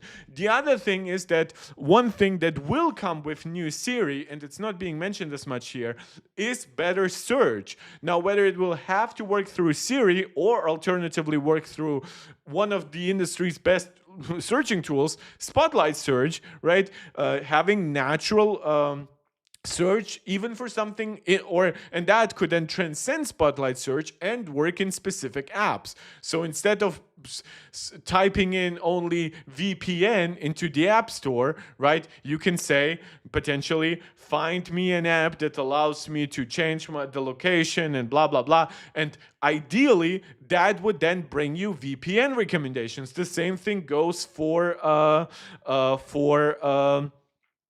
Apple Music, right? For Apple Music, it would be then something like give me music from the 80s by artists who are still somewhat relevant today, and then it would recommend you, I don't know, AC/DC, I guess. Wait, when did AC/DC start out? Did I just make them way older than they actually are? AC/DC founding date. Oh, AC/DC was founded in 1973. Okay, yeah. I knew they were alive and well, obviously, in the 80s, but I didn't realize that they were actually founded in the 70s. That's crazy, man. Then I went to their concert in Berlin recently. They're still spunky. They don't have the voice they used to, but man, that's hard. That's not even something I wanted to expect. Like that would be unnatural. Yes, you're asking no conversational Siri, and then my answer should be no. There will be conversational Siri. Part of that is just follow-up questions like, Siri, give me information on that and that sports player, right? And then once it brings up, for example, that sports player, right, you can ask then,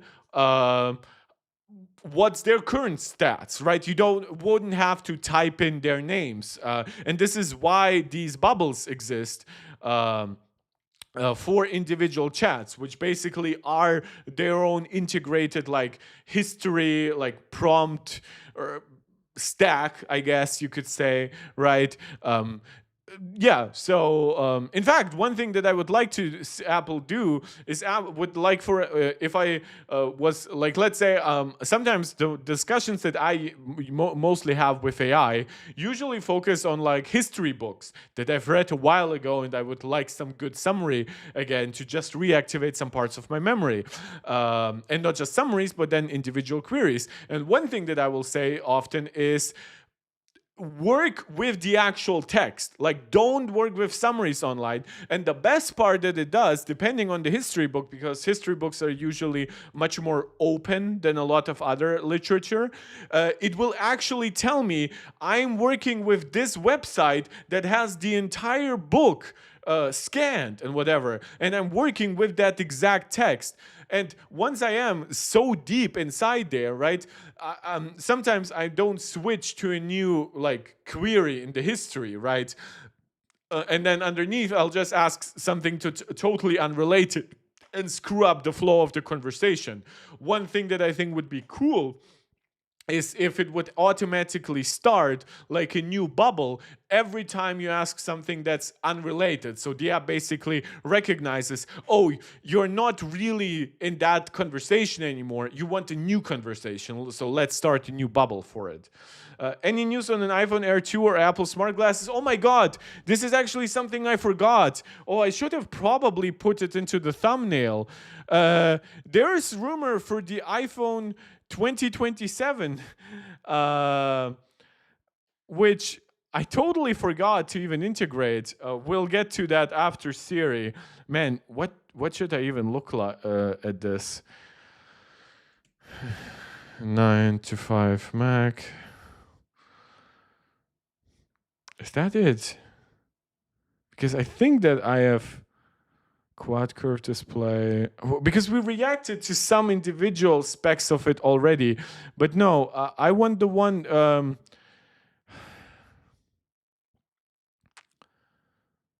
satellite-based internet.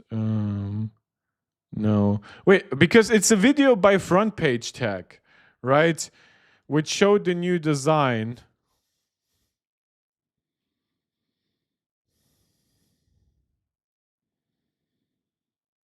Why is it so hard to find like something from websites that actually... Oh God, this is so stupid. Yeah, so this is not the design. This is the design. But I just would want to see as like a summary. iPhone 2027, iPhone 19, I guess, at that point. 6 days ago.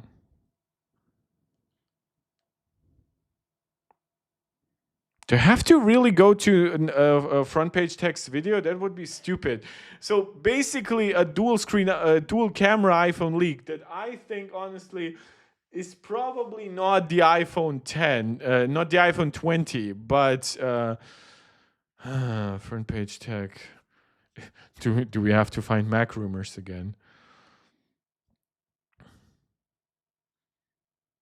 Nobody's using the images from front page tag. Why is that? Do they integrate any new leaks and rumors? Let's finish the Siri stuff before that, though, because yeah, the new Siri will be built into the dynamic island. The report said that iOS 27 users will be able to swipe down from the top center of the iPhone screen anywhere to launch a new search or ask interface. So you can see this liquid glass interface here. The ability to say Siri or hold down the iPhone's power button for voice-based queries will remain options too. The search or ask interface will include a revamped version of the existing Siri suggestions, a view that will show frequently used apps, recent web searches, the weather forecast, and shortcuts for actions like recording a voice memo. So this is a little bit like the Now screen from Samsung, right? But basically always there. From there, users can search the web using Apple's new AI-powered search system. So seems like web search is definitely a big part of it. Search or ask results are displayed in a rich text card that pops out of the dynamic island, according to this report. For more detailed information, users can swipe down further to open a conversation inside the Siri app. So there's like there's a layer of hierarchy here, right? So this is a mode that you can enable all the time, right?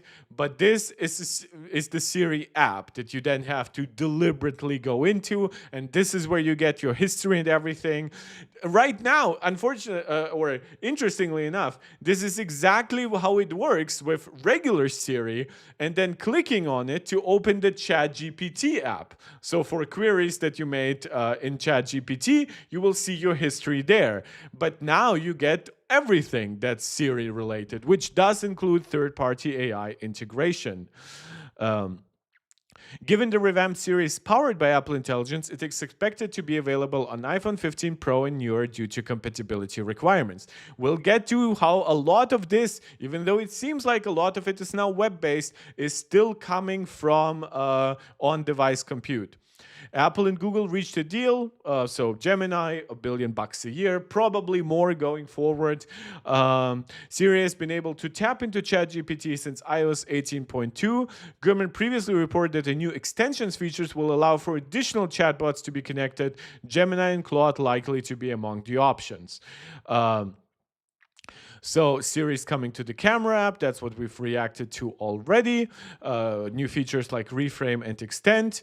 And this will all come, or at least will be announced, on June 8th at 10 a.m. Pacific time with iOS 27. And of course, the Siri app seems to be on iPhone and iPad and on Mac. So we'll have to see. I would like it to be on Apple Watch as well, but probably it's a lot of design work to make it really consistent. And this is also where the dynamic island would come nicely in on the new Macs, right? Because now it would work a little bit more like the iPhone with Siri in there, if Apple at least chooses to. Obviously, they still have to find a way to make it all work without dynamic island, because there are iPhones still with notches that support Apple Intelligence. No iPad has a notch yet. So yeah, it makes sense that while it will look and work best with dynamic island, it will also work with other stuff. Report. Apple plans to make on-device AI a key WWDC focus. Apple reportedly plans to use next month's WWDC to highlight its on-device AI capabilities as a competitive advantage, leaning on 15 years of custom silicon expertise. Yes, it's been a while since like the A4 and the A6 to make the case for running AI models locally rather than in the cloud. And this is why Apple cannot rely as much on Gemini. While Gemini does have local smaller models called Gemma, they're not really like, well, they are good. They are some of the best right now, but Apple will want it to work in 8 gigabyte RAM devices and 12 gig of RAM devices. Maybe they will even allow you to download a larger model on Macs with a lot more RAM, like 64 gigabytes and 128 gigabytes. Maybe you could then download a model that would need at least 32 gigs by itself.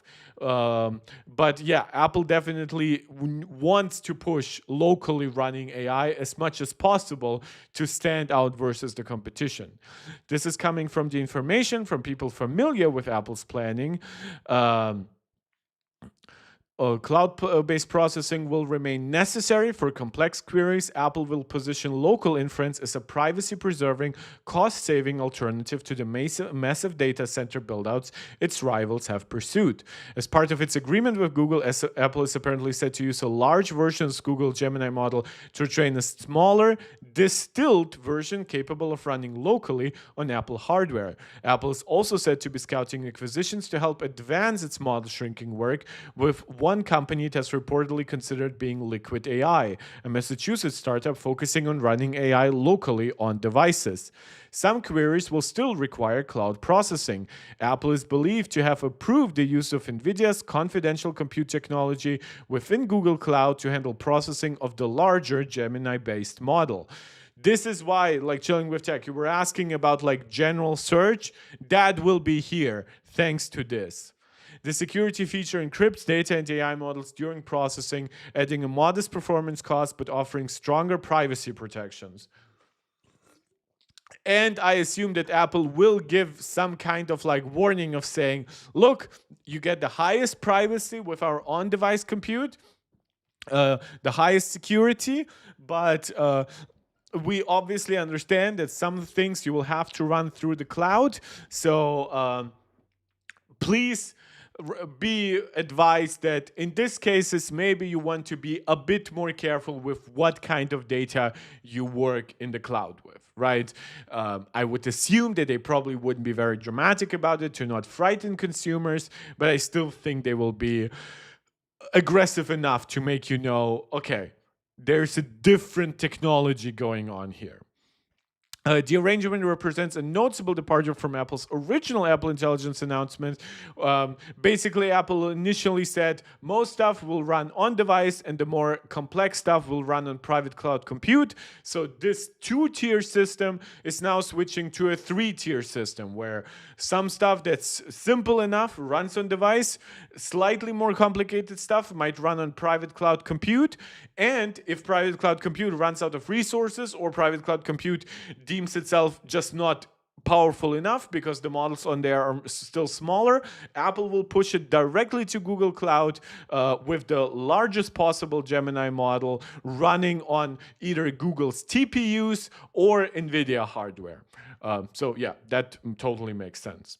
And there are more and more industry standards being created because so many companies are not just building their own servers, but they're obviously relying on Amazon Web Services and Microsoft's Azure and Google Cloud. They want to still make it all. And even sometimes a company like Anthropic, which makes Claude, they will not just run on Azure and AWS and whatever. They'll sometimes just rent cloud space from companies like SpaceX or XAI, right? And obviously there will need to be a lot of precautions to make sure that these companies don't then suddenly have access to your model, to the names and accounts of your clients, to the data of your clients and everything. So there's more and more protection being built into that, and I would assume that Apple pushes that envelope a little bit further than most companies would. Given their historic focus on privacy and security. Let's see if anything in the meantime has dropped. Public betas of iOS 26.6. New Aura ring. Don't care about that. Okay, 20th anniversary iPhone. Now, this is where we get, before we get to I don't even think that we do have that much time to react to the Exynos 2600 benchmarks, but the iPhone 20, as is being leaked here by Front Page Tech. Now, this is the biggest piece of news that has launched in the last week that I didn't react to, because to me, I was like, look, Front Page Tech does not have the best track record anymore. This iPhone leak could be designed to basically find out leakers, right? Basically by giving some false information to some people. And if that information leaks, you know who the leakers are. Now, I do not want to go through the video itself, but the things that we mostly take away with here, first of all, is the quad curve design, right? But then the other point is that this is a glass sandwich again, right? Which I really wouldn't like to. I want Apple to keep the aluminum unibody, keep making it more durable, keep improving on the vapor chamber to make it really good for heat dissipation and management. So, but then what sticks out the most here, of course, is the dual camera. And just here next to, in comparison to the iPhone 18 Pro, which they show here, right? With the large camera island and camera plateau, right? It's aluminum to dissipate as much heat as possible. Even this glass is actually nested on top of aluminum, right? So, and then obviously here you have 3 cameras, but now supposedly this more expensive, super special version somehow only has 2. Now, technologically, that is feasible if Apple, let's say, unified the main camera with the ultra wide, and there is variable zoom in there to allow you a 0.5 zoom and a 1x zoom. Or maybe Apple unified the main camera with the telephoto, and it has like a 1x zoom, 2x zoom, 4x zoom, all done actually physically, not just in software. But like this design, while it is pretty, I do wonder how would Apple position this versus an iPhone Pro, right? Because iPhone Pro would then have larger battery, most likely, would have better cooling, would have the tri-camera setup, would still be the model for most people looking to spend a lot of money because of like the 2 terabyte configurations, the fast USB output. We don't know what the compromises in this here would be. And my honest answer to this myself, now, I understand the quad curve display would make it pretty expensive to make. But you know what expensive design focused product Apple makes that currently has a worse camera system than the iPhone Pro? It's the iPhone Air.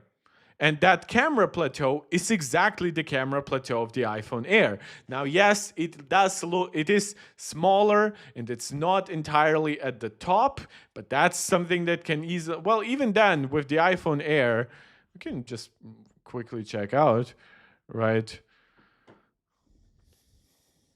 It should still, Apple doesn't show the iPhone Air from the back. The iPhone Air's beauty is from the side where you can see how thin it is, right?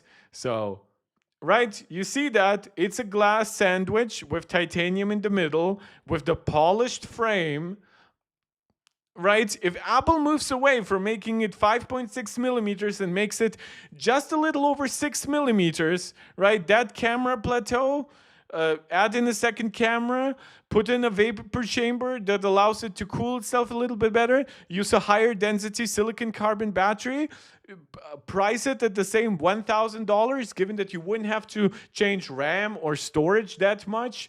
That would still be mostly for the pros. You don't really like push the tech that's mostly to blame for current price increases. And you still wouldn't need to be crazy, right? Single speaker setup, if Apple is willing to compromise on that. Dual cameras rather than 3 cameras. And an ultra wide camera is not as expensive as one might think, right? Like, the titanium chassis and everything is already designed and built. You don't need to go crazy. Hell, in fact, if you make it a little bit thicker, now you don't have to make it as like brilliantly engineered from the inside structurally, because now in order for the durability you also would have a little bit more thickness, more heft to work with. Chilling with text saying, I don't care, the iPhone Air can keep the 1 camera. All I want for the iPhone Air 2 is dual speakers and vapor cooling. Well, Chilling, we actually share the priorities. I actually agree. I use the ultra wide so little. If you don't give me a telephoto as the secondary camera, I don't really care what secondary camera you have. I do much more care about speaker quality, and I do care much more about cooling the device well, especially given that this device has worse materials for cooling. Not only is it thin and does not have something like a vapor chamber, but unlike the iPhone Pro, which now has aluminum and a unibody aluminum design, which means it can dissipate its heat 360 degrees, at least on the back, right? This one is titanium, which is minimally better than stainless steel for heat dissipation, but it's way worse than aluminum.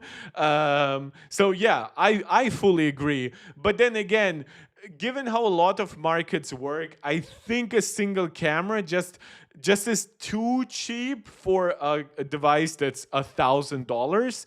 And I think if this is what Apple tries and says, this is our special iPhone Air. It's more beautiful, but it's a little bit less thin than it was before. It's hey, the iPhone Pro is actually getting thicker. Maybe the base model will get a little bit thicker too. Now the iPhone Air can technically get a little bit thicker too without it seeming too egregious. Apple has worked on has made devices thicker than they were in the past. Apple has brought back ports on like the MacBook Pro. So Apple does have a track record on backtracking on things when they believe they don't quite work out. Should be out by March 2027? No. Like, this is the question. If this is if we're talking iPhone Air 2 simply, yes, iPhone Air 2 is rumored for March of 2027 alongside the iPhone 18e and the base iPhone 18. But this, to me, looks more like an iPhone Air 3. This looks more like a 2028 product, right? And think about it, right? At the end of this year, we'll have an iPhone Ultra to work with. Apple could have a huge Pro iPhone upgrade that also has like these quad curved front, but then still has a fully aluminum back with 3 cameras and everything, right? And that could leave the iPhone Air for this more kind of like iPhone 10 adjacent vibe for early 2028. And I still think this would still nicely fit into the 10-year anniversary. This would be like 11 years later. Who cares, right? If the actual redesign still starts in 2027 with the Pros, with like a quad curved front, it can continue with the Air, and then something like the flat screen on the iPhone 18, 19, that would be a very good way to save money on a product that at that point could go up in price, right? With all the RAM and storage pricing levers, if Apple increases the RAM then there to 12 gigabytes, they could start charging like $850 or $900. And these are prices of like that are close to like previous Pro models. So yeah, to me, this is more like an iPhone Air 3, but who knows? I heard iPad Pro should get a vapor chamber. Yes, the M6 version of the iPad Pro supposedly would get it.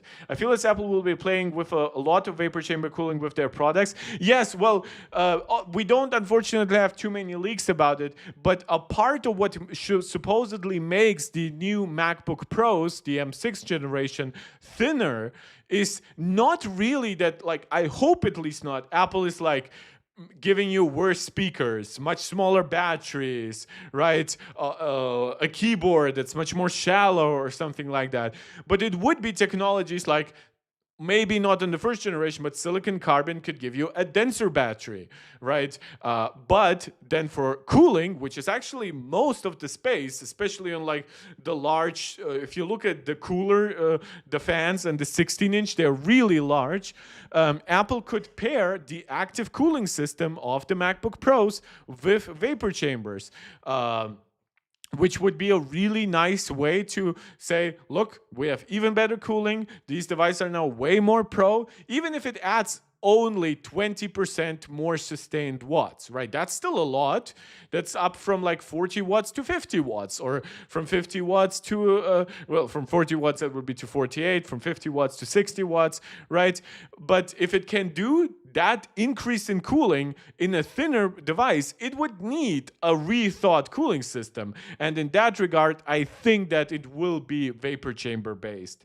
I don't think the iPhone Plus will come back, but I think Apple will play for the Air for a bit. Yeah, and there have been rumors in the past that the subsequent iPhone Air would actually also get a larger screen. So right now it got like this in-between solution, right? Like it's 6.5 inches. There are rumors that it would essentially return to the plus size of 6.7 and think, or 6.7, right? I'm so stupid. But think about it now. If you look at that form factor, right, and then you add a tiny bit of thickness to make the glass here a little bit stand out more. So let's say we went from 5.6 millimeters to exactly 6 millimeters, right? And then we have a little bit stand out here. That's now the quad curve display. And now imagine that quad curve display, because essentially its bezels are even slimmer than they were before, right? That quad curve display could now be a slightly larger display, a 6.7 inch display versus a 6.5. See how much sense it makes versus this being a Pro or like a special model? Like, why would you need a special model? The Air is already a special model. The only thing that I could see Apple do is maybe get rid of the Air branding to make it sound more premium. But then again, the Air is pitched already as a premium model. So I don't think it would actually take that much more to add to it to actually also make it premium. I don't think people don't think of Air as premium just because it's Air, right? I think they know that Air is not Pro, but then you tell it that like on the iPhone, oh, it has as many cameras as like the iPhone E, not even the base iPhone model. Oh, it doesn't have stereo speakers. Oh, it has a battery capacity smaller than the E and the base model. And people will be like, well, is Air actually cheaper? Then why does it cost more? And I think this is a confusion that Apple needs to figure out. We already have rumors, for example, that an iPhone Pro in 2027 would get like a 6,000 milliampere hour battery, potentially by using a technology like silicon carbon. Now think about Apple doing using that technology in an iPhone Air, maybe to go from 3,100 milliampere hours to just around 4,000, which wouldn't be game changing, but it would at least nicely scale. It would still make the Pro the standout iPhone the battery king. Then Apple could use a lower lithium an older, cheaper lithium technology on the base model, which would be thicker than the iPhone Air, but could essentially give you the same capacity because its battery is physically larger but less dense. And then Apple would have a really nice experience between the base and the Air model, giving you nice, absolutely usable, full one-day battery without much compromises. And then on the Pro, you would have a battery that could last you 2 or even sometimes 3 days, depending on your usage. Or it would, especially in combination with its vapor chamber, its processor with more GPU cores and everything, its brighter screen, it could allow you to run much more demanding tasks for longer. Would you personally use an iPhone Air with vapor chamber and dual speakers? I need a telephoto camera. The way I use my iPhone Pro, I would also need a larger battery. And to that, I would say an iPhone Air 2 or 3 with silicon carbon would go a long way there with what you mentioned. And an ultra wide camera would not actually change my mind at all. If Apple put in a telephoto, even like a high quality 3x zoom, I might be sold. But for now, yeah, I'm a Pro Max user. Chilling with text saying I would rock both, to be honest. Currently an iPhone 17 Pro, 512 gigs. I'm on 17 Pro Max, 1 terabyte.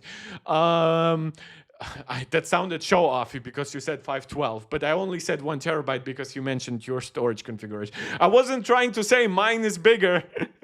I think the iPhone Air is going to become more interesting when the iPhone Fold or iPhone Ultra comes out, because at that point you could be saying, oh, I already have a Fold with like a large screen.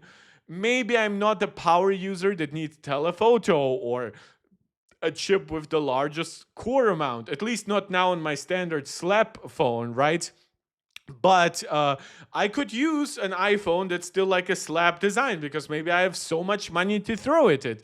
I think an iPhone Air 3 and an iPhone Ultra 2 would go quite nicely with each other. So, but we'll have to see. Obviously, these are now niche cases because now we are talking about expensive products on both sides, with the Air being more expensive than the base model and the Ultra being the most expensive iPhone.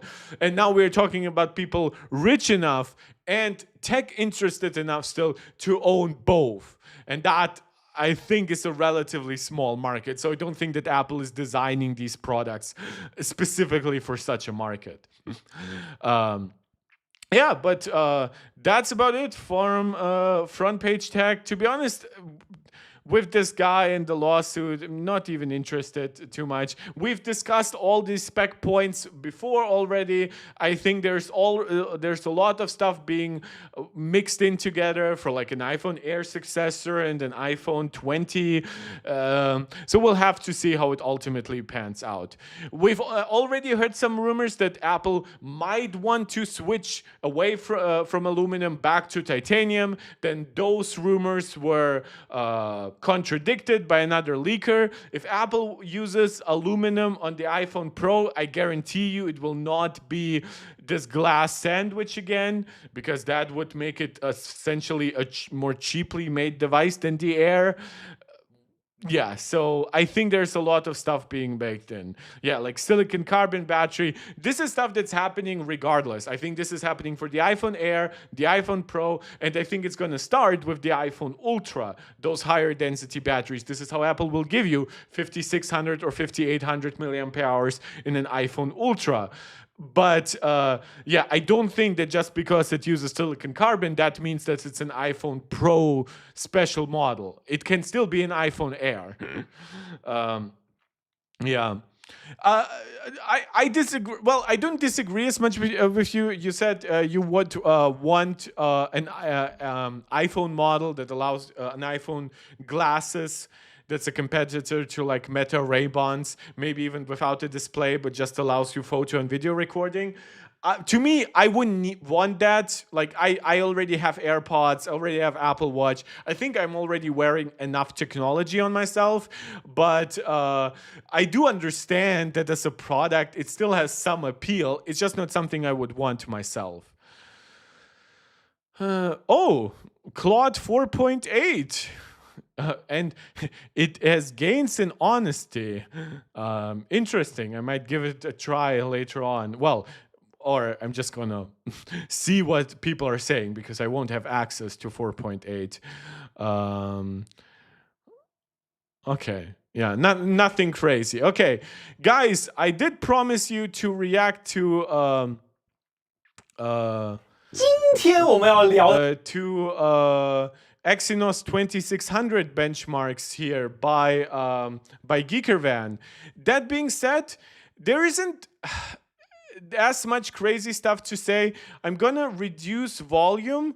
I don't think we need like the detailed in-depth breakdown that they do in the beginning, but there's a lot of interesting and somewhat questionable stuff. First is that it does not have an integrated 5G modem. In fact, it uses a separate one, and that one is built on a Samsung 4 nanometer node. And Samsung 4 nanometer is more like TSMC 6-7 nanometer. Again, 6-7, 6-7. So while Samsung is advertising like the efficiency and the breakthrough of 2 nanometer and GAAFED versus FinFET, the device itself does not get all these efficiency boosts because its 5G modem is still pretty old.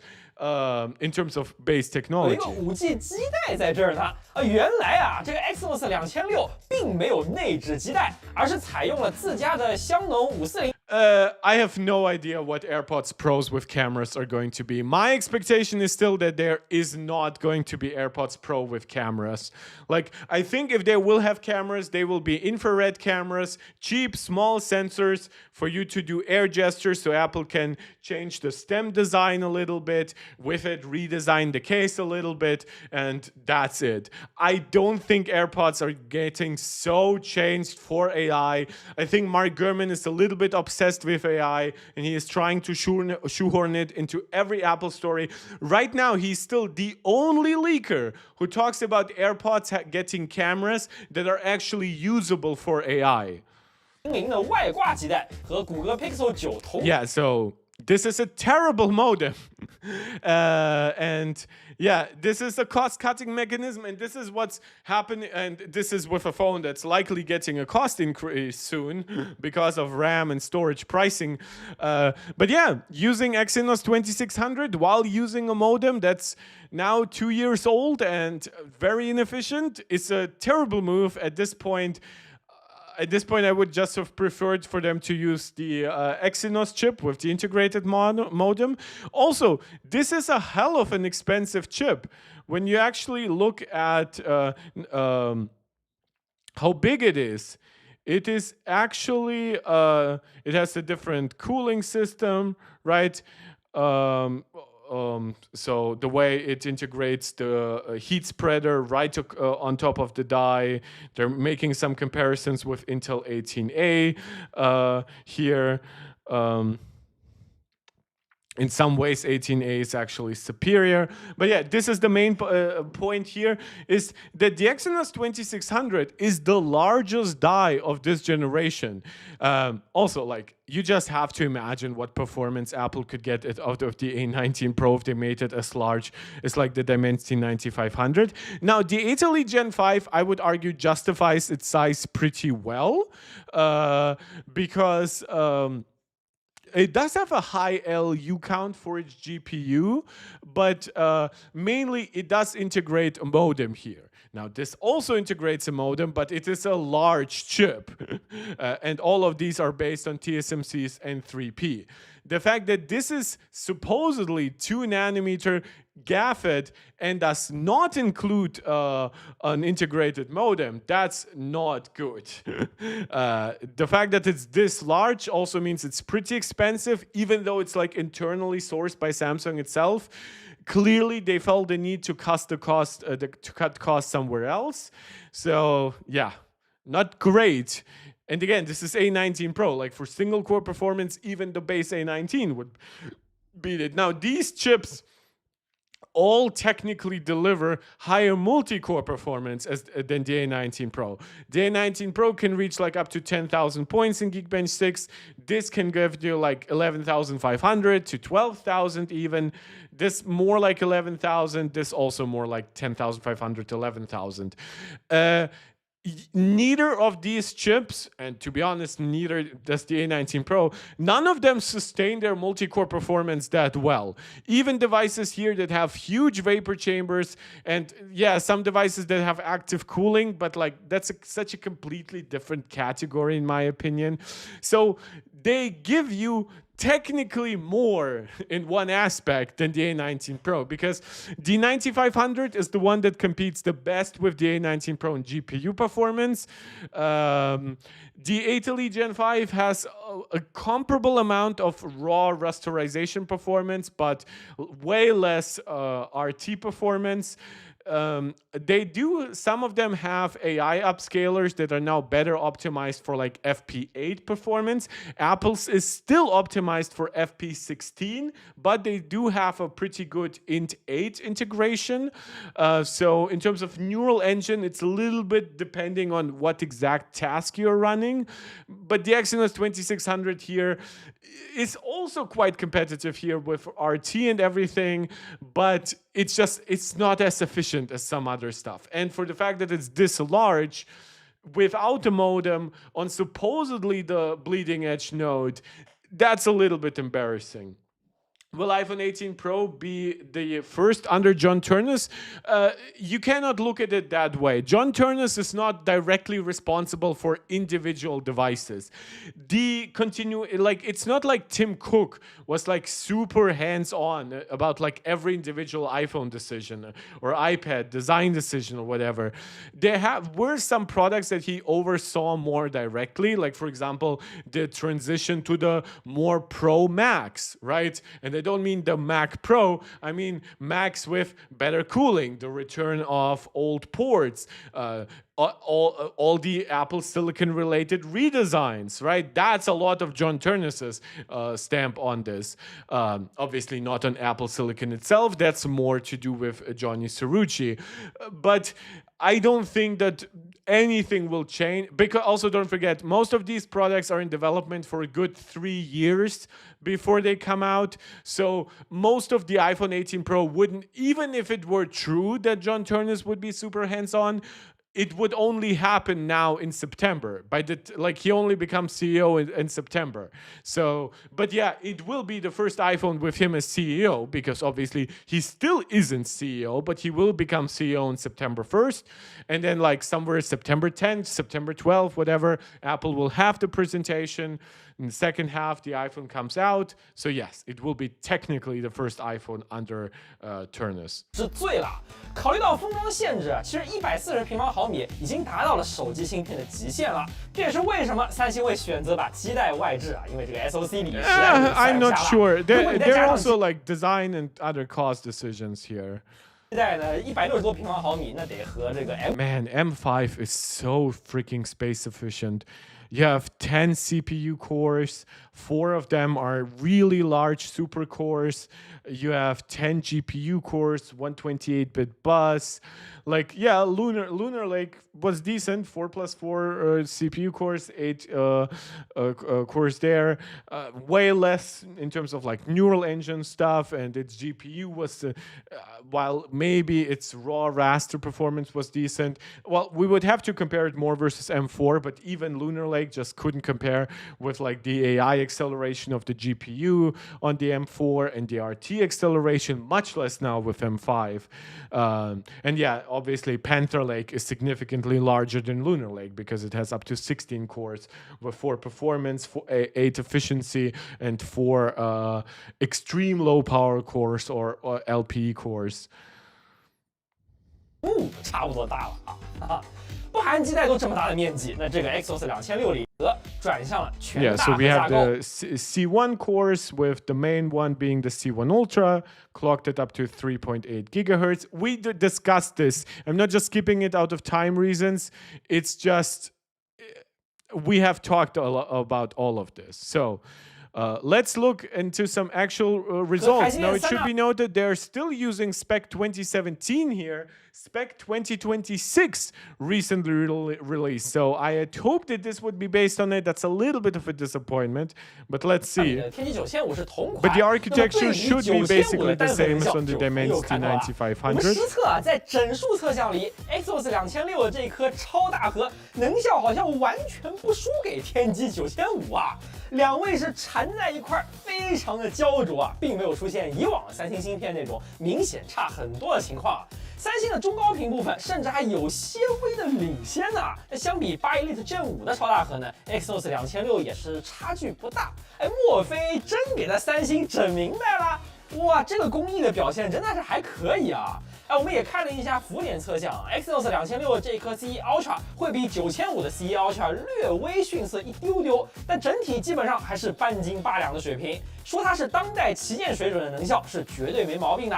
当然了，光看单核能效呢，我也没办法直接下定论。毕竟哪怕用着一样的 IP 核，处理器的后端设计也会影响到表现。哎，我们在玄界那期视频里就已经证明这一点了。但至少你能看出来，三星这一次 SFR that chip had basically like the latest generation cores, but couldn't quite combine them to be as powerful as at that point the latest Dimensity chip. 应该是没有比台积电的 N3 差多少的，这比以前来说还是强了太多了，对吧？三星工艺终于不拖后腿了，不容易啊！解开了三星2纳米工艺的谜团之后呢，我还有一个特别好奇的，就是这个1+9核的离谱 CPU 配置，10 cores, most everything else is 8 cores. Apple is on 6 cores. 应该挺在行的吧？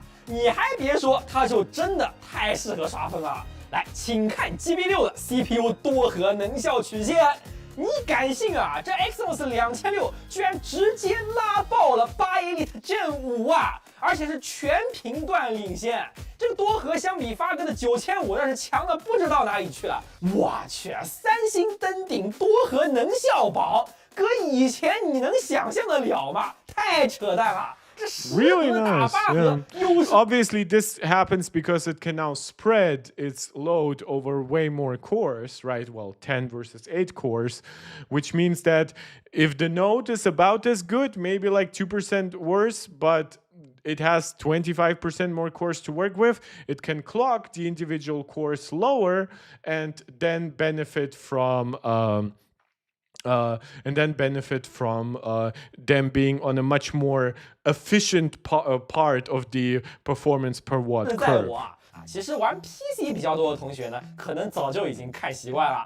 前几年的英特尔也好，这2年 AMD 的笔电 U 也好，都是在猛堆小核数量，拉高多核性能。而三星这一次只是做到了一个极端，就是完全没有中间性能段的核心，只堆1颗单核，剩下全拿小核刷高多核分。哎，这下分确实刷上去了，能效曲线确实好看得很啊。但实际体验 ，But then again, you can already see, like, it's good that even at 4 and 5 watts, it's actually leading here, right?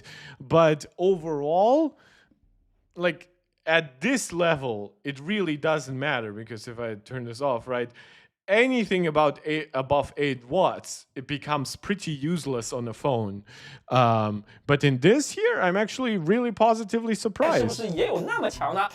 我觉得是并没有的，因为如今的手机应用工况就没有那么两极化， Yeah, 要不就只吃单核，要不就 It's going 吃 to be 满多核 hard to 哎根 find 本不是这样 mobile 的，对吧？ apps that spread across so many cores, perfectly take advantage of the fact that one is super highly clocked, the others are lower clocked, and stuff like that. 很多的应用都要求有多种性能级别的多个核心可以灵活调用不管是苹果高通那种2个超大核，还是 Yeah, 发 once again, 6 cores, 8 cores, 10 cores. 的1+3+4都是有一定梯度的，可以尽量合理的去调用。而三星的这个1+9呢，软件调度起来应该是很头大的。一方面，它得把 Especially since it's new, right? The fact that Samsung hasn't historically really played as big of a role in terms of competing with these chips, now they suddenly came along and saying, oh, we have more threads for your apps to work with. And developers will be like, well, yeah, tough shit, man. If you maybe had done this for the last couple of years, that would be cool. But we have mostly optimized for 6 threads with maybe some leniency towards 8 threads because, well, you will still have background tasks running anyway. So you'll probably want to devote like 2 cores to it. Like, we really don't want to use 10好 cores. 几颗小核齐平去充当大核用， They 这几 don't 颗小核 sometimes 会 even 离 use 开 that on 前面 desktop. 跳 Like, a lot of games will struggle to use more than 8 cores on 曲线。另一方面呢，很多的软件也调用不了这么多核心，可能最终还是有那么几个核一直都用不上的。那它这个优秀的能效曲线就和实际体验脱节了。顺带一提我们最近也是采购了全新的电源设备，压降比之前低了很多所以从这一次开始呢，我们就把所有的这个能效曲线都用新电源注册了一遍，应该越往高频段走的功耗会比之前要越准所以大家如果看到能效曲线前后有点不一样呢，也不要觉得奇怪，我们之后也会把新测的这个能效曲线上传到 SoC PK 的那再来看看 GPU。 Okay, so the CPU is quite good. Multi-core performance in line in both performance and maybe slightly worse efficiency than the Dimensity 9500. Not surprising given that this using the same core and that's similar, though not identical clock speeds. Multi-core, nice advantage in synthetic benchmarks because of its use of 10 cores and therefore 10 threads, therefore spreading out its the workload, being able to clock the individual cores at individual lower clock speeds and benefiting from having more of them. And seemingly the note here is if it is worse than N3P, which by density definitely seems to be, because again, this is a chip that has it's 140 square millimeters, larger even than the Dimensity 9500, and that's despite not having an integrated modem. The external modem is also why I'm not going to be focusing on their battery life tests, because the battery life tests will be for the actual Galaxy, not the core, not the chip, and I'm not as interested in that. Their battery test will focus a lot on the 5G modem actually using a good amount of that energy and therefore dropping its battery. So in real world, it's not competitive, especially with since devices that have the Dimensity 9500 and do have the Exynos Snapdragon 8 Elite Gen 5, they also often have silicon carbon batteries, so they will often have way larger battery capacities than the Galaxy S26 and S26 Plus. So yeah, just as a device, I don't think the S26 or Plus are very interesting. I think the modem hurts them even further. But in the specific case, I'm here for the chip, and let's see what the GPU is doing. 刚刚我们已经讲过了，这一次 And I have the volume set deliberately low because we are mostly reacting to the subtitles anyway, and because the audio should have a little bit of an echo here. I'm sorry. Exynos 2600的 GPU 部分占地面积巨大无比，这颗名叫 Eclipse 960的 GPU。So this is a GPU designed together with AMD. So it's not an off-the-shelf ARM design like the C1 cores. That makes it interesting. That's why it has pretty good RT and stuff like that. Let's see. 底堆了多少料呢？那我们知道这玩意儿是基于 AMD 的 RDNA 4架构授权魔改来的。Yeah, 但是和 RDNA 实际上的 4 RDNA 4 RDNA 非常的不一样。 3.75 Exynos 这颗 GPU 砍掉了大量特性， Yeah. 比如你在它的驱动里是完全找不到 WMMA 的 ，BF16、FP8 这些加速它全都跑不了，因为它把 AI 加速单 This 元 stuff, 全部 the 砍掉 better 了。 AI 那这也意 acceleration 味 is 着 then 它不 for 可 the 能 neural 支持 engine, FSR4 的超 which 分。 the 那既然 RDNA 砍掉了大量 4三星认 standalone 为不需要的 GPUs 单 don't 元， have 为啥这个 usually. GPU 还这么庞大呢？因为三星似乎是像着了魔一样的在给它疯狂的加料。作为一颗16 CU 的 GPU， 它的 FP32 ALU 的规模要比 PC 上同为16 CU 的890M 核显还要大得多。 Double the ALU count per compute unit. 的 GPU 啊，每个 CU 里是包含64组 FP32 的 ALU。那从 RDNA 3开始呢 ，AMD 是带来了 VOPD 技术，每个 ALU 在合适的指令组合下呢，是可以双发 FP32 的，所以峰值情况下是可以等效于128组 ALU 的。不管是780M、890M 还是 RDNA 4的桌面显卡，都是这个规格。那么三星这个魔改 RDNA 呢？它的每个 CU 啊，总共有224组 FP32 的 ALU 啊。而且不是 VOPD 扩出来的。 Oh, 是 that explains also why the power consumption is 我跟你 quite 说啊，就不 high. 管是 N 卡、A 卡还是 I 卡，目前市面上还没有任何一家 GPU 单个计算端元的规模有 Why 它 did they 来大 overbuild it 这 like 个就 this? 很 This will be 离谱了 really difficult 造 for 成的结 mobile 果就 games 是 to 三星 even 的 take 这颗 advantage Exynos of. 960的 GPU， 它的 FP32 浮点算力我们测出来最高啊能够干 Yeah, 到将 so 近 this is why you cannot take teraflops too seriously. None of this performs the way it does. The A19 Pro is definitively faster than the A Gen 5 in most games. Yeah, so this is theoretical FP32 performance. It's stupid as fuck.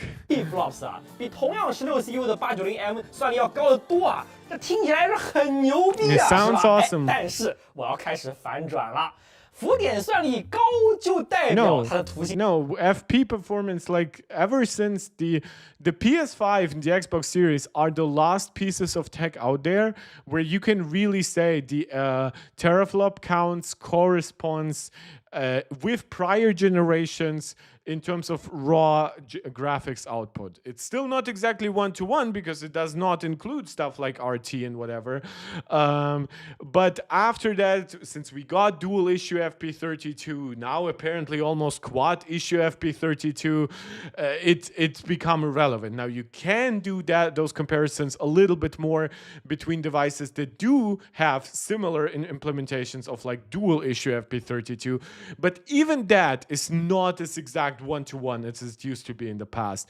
And even before that, when you look at something like the Radeon 7, which was a huge GPU of the time, had more compute units than the highest-end consumer-focused GTX or RTX card, it simply wasn't as fast in gaming. It was great in overall compute, but not so much in gaming. 性能一定高吗？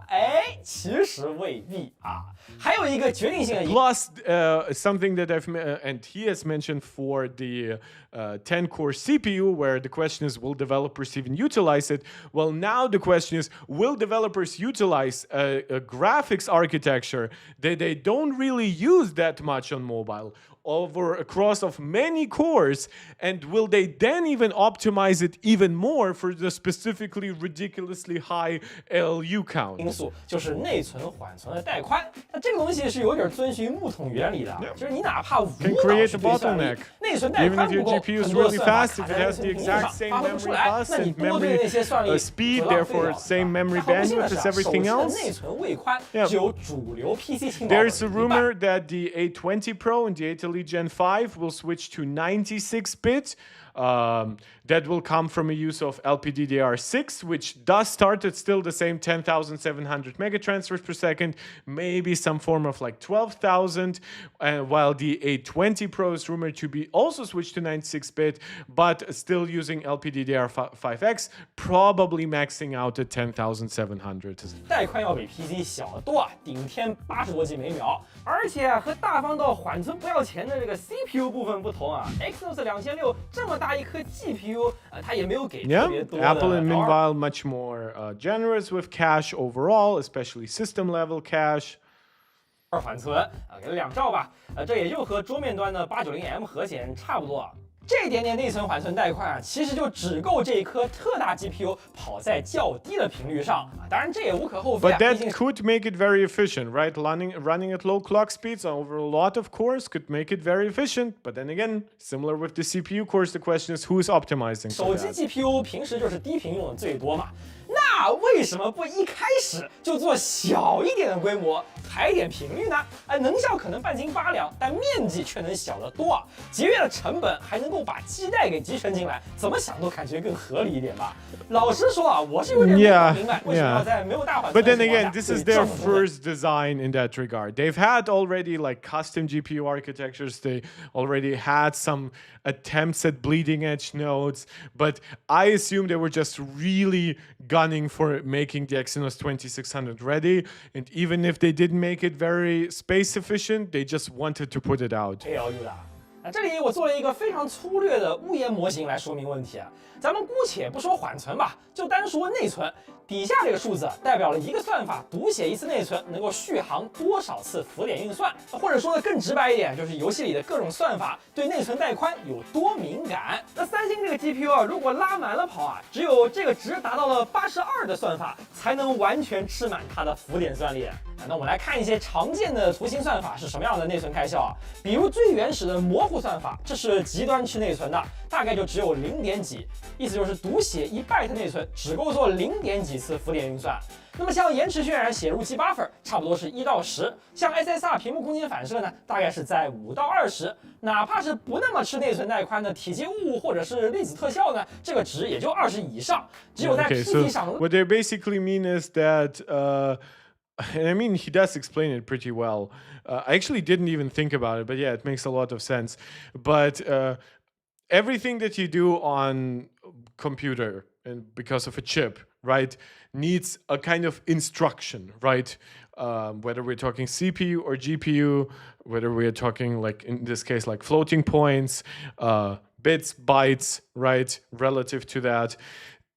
There's only so large an instruction you can write, right? Without making it potentially super complicated or super incompatible with certain architectures, right? And because they build these really wide cores, right, they should be really good at accepting really large instructions, right? In this case, like flops. So, but because most of it is pretty small, right?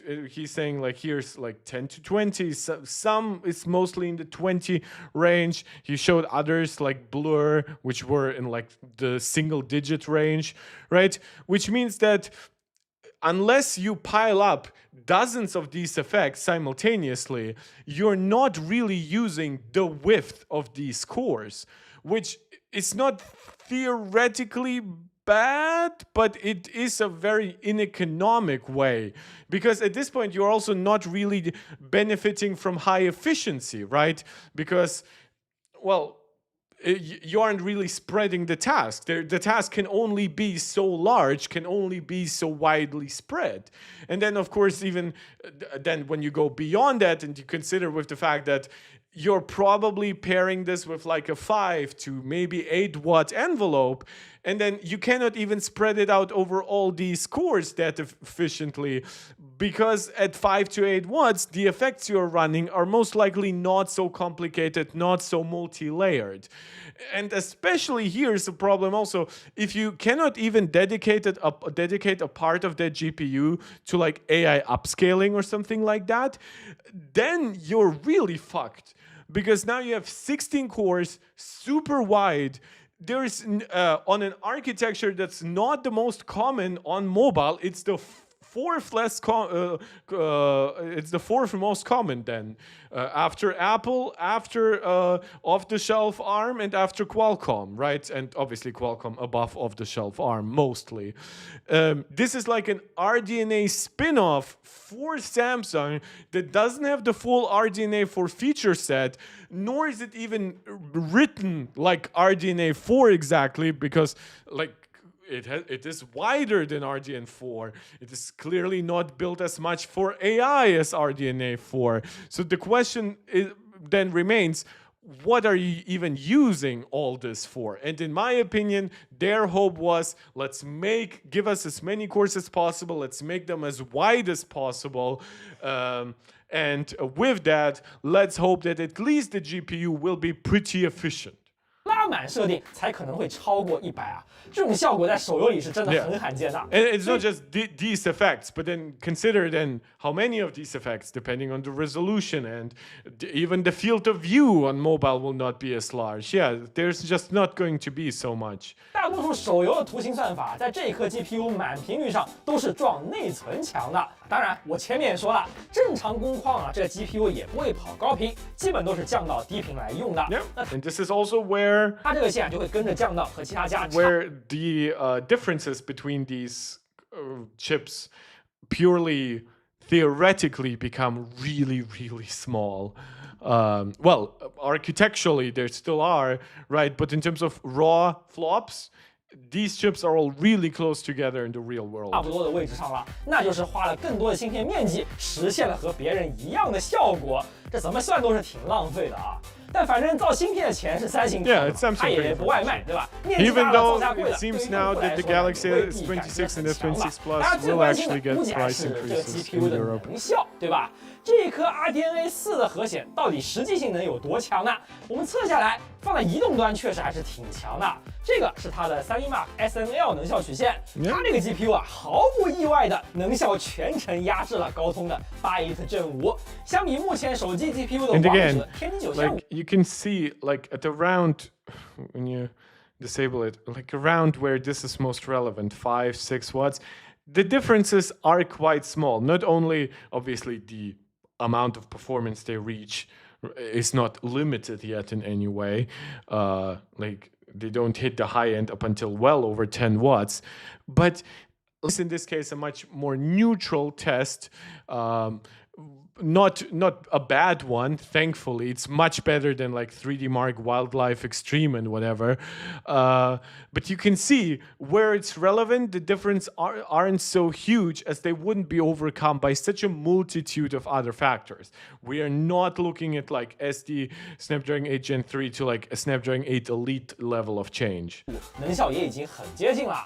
实际上啊，它这个 SNL 3200多分的分值成绩呢，确实是超过了 PC 上的核显常青树。This is why these tests are not as relevant, because the 780M will be faster. 780M 比起频率更高、内存带宽更大的 890M 也差得不远。Oh well, but it will be faster at different wattage, of course. 这一波在核显上猛堆料，至少能效上还是挺好看的，没拉嘛。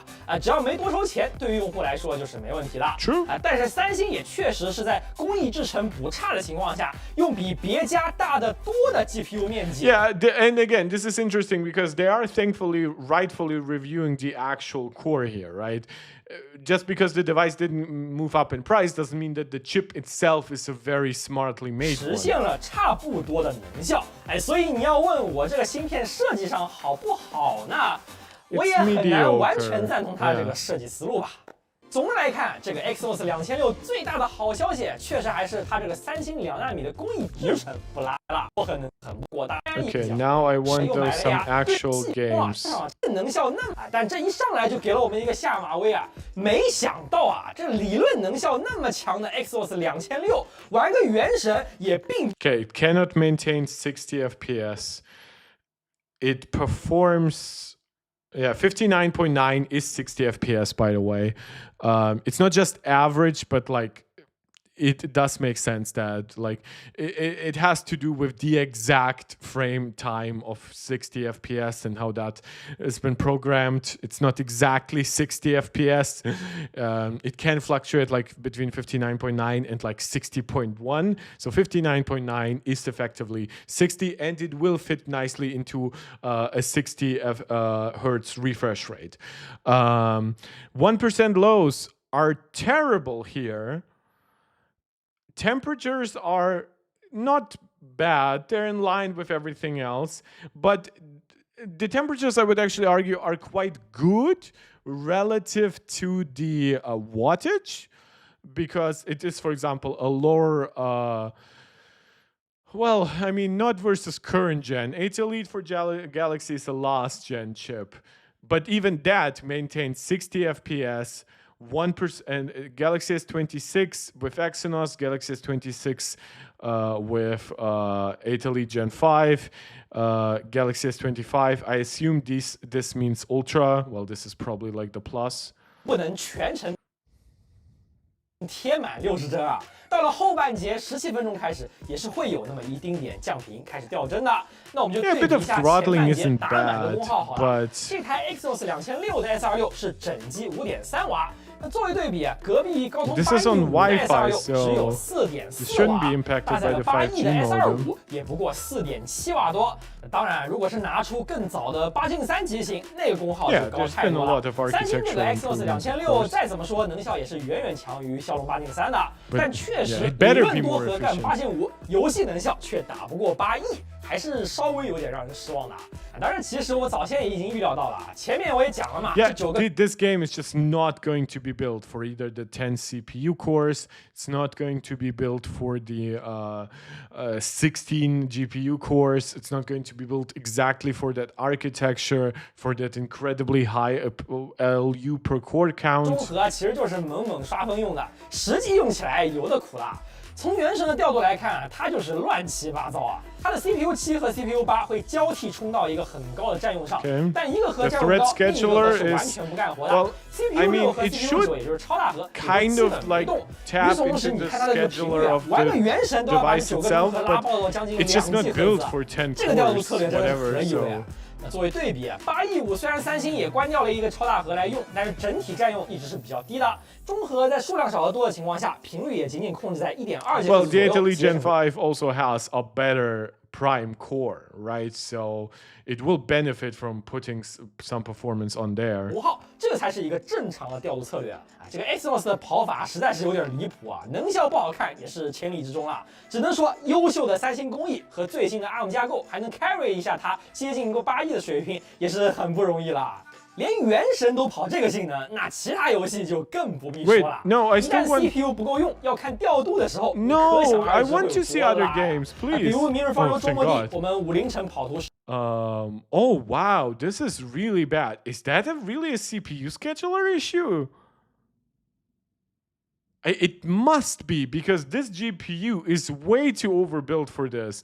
And yeah, these might be consume more power, but they also deliver you way more performance. So performance per watt is significantly higher. 实测30分钟下来呢 ，Exynos 2600这台 S26只能跑到30多帧啊，远远不如8亿和8亿5 they didn't unfortunately 的 run like their custom RT tests and stuff like that, because the Dimensity 9500 and the A19 Pro are very close in it. I would love to know how it 三星根本 performs. 就没法调度好这个10核 CPU 啊。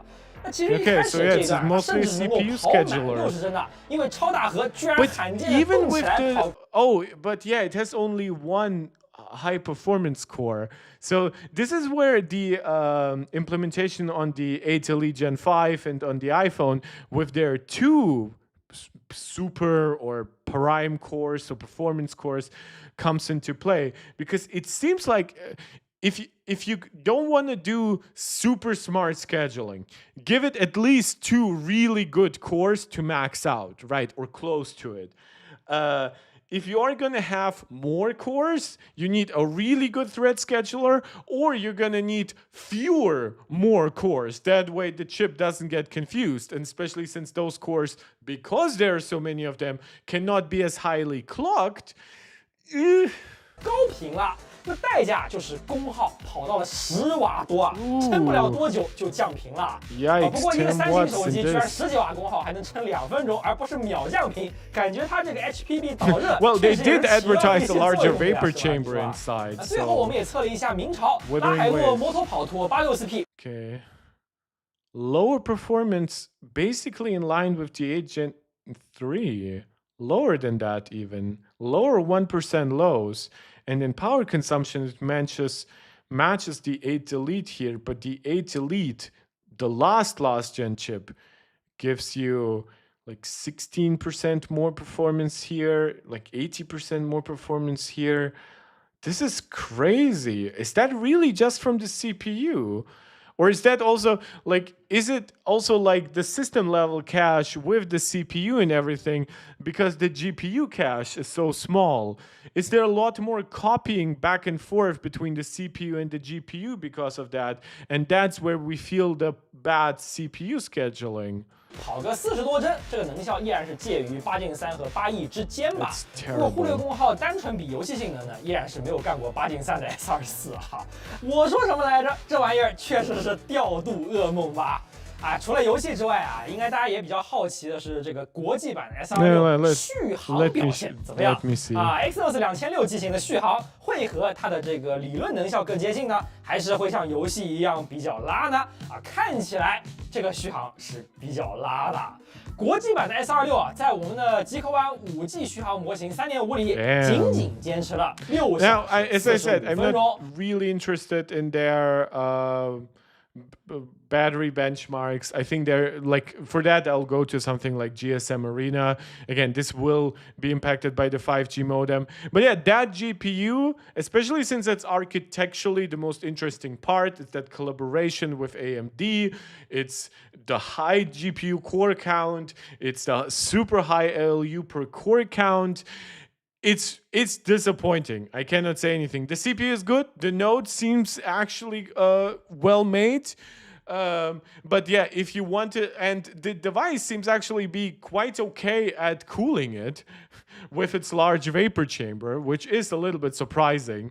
So it is a mixed bag, but don't forget the the Galaxy S26 is in many ways more expensive than the iPhone 17. And I think it's simply a worse device in many ways, which is a crazy takeaway because on a pure hardware level, I couldn't say that before because Apple didn't have promotion, but now they do have promotion on the base iPhone. And it will be better in most battery life tests, and its main camera will be better. Its selfie camera will be better.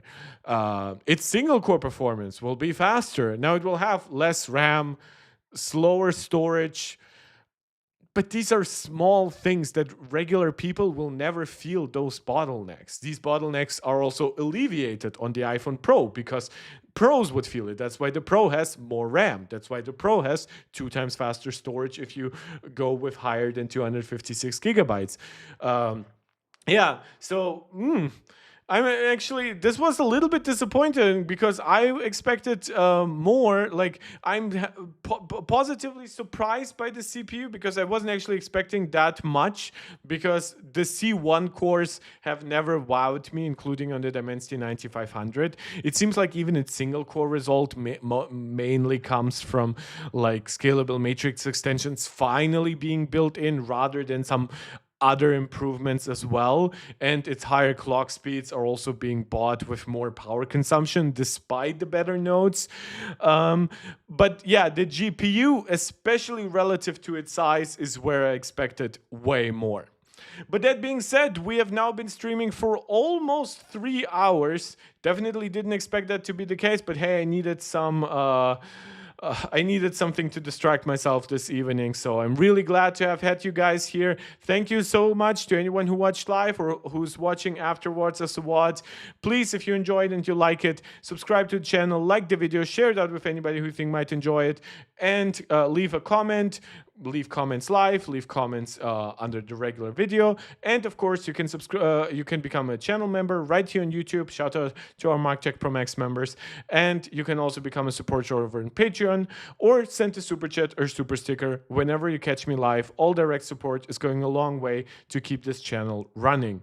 I'll see you guys in the lead up to WWDC, but not on the weekend before WWDC, because then I will be visiting family.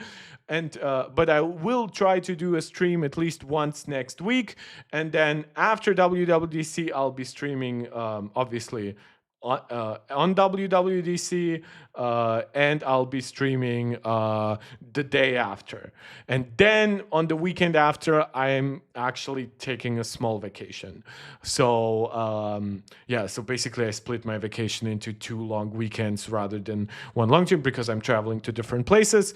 And after that, the week after WWDC, I'll be back in full force, and I'll, as I promised multiple times in the past, this time it will actually be true. I'll be providing more types of content, edited down videos, and potentially short form videos if I'll find it in myself to maybe play around with Final Cut. Maybe it will have some suggestions, some intelligent video analysis, but we'll have to see.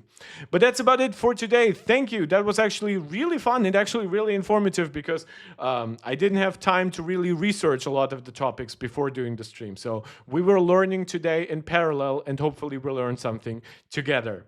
I'll see you guys next time. This is MarkTech, tuning out.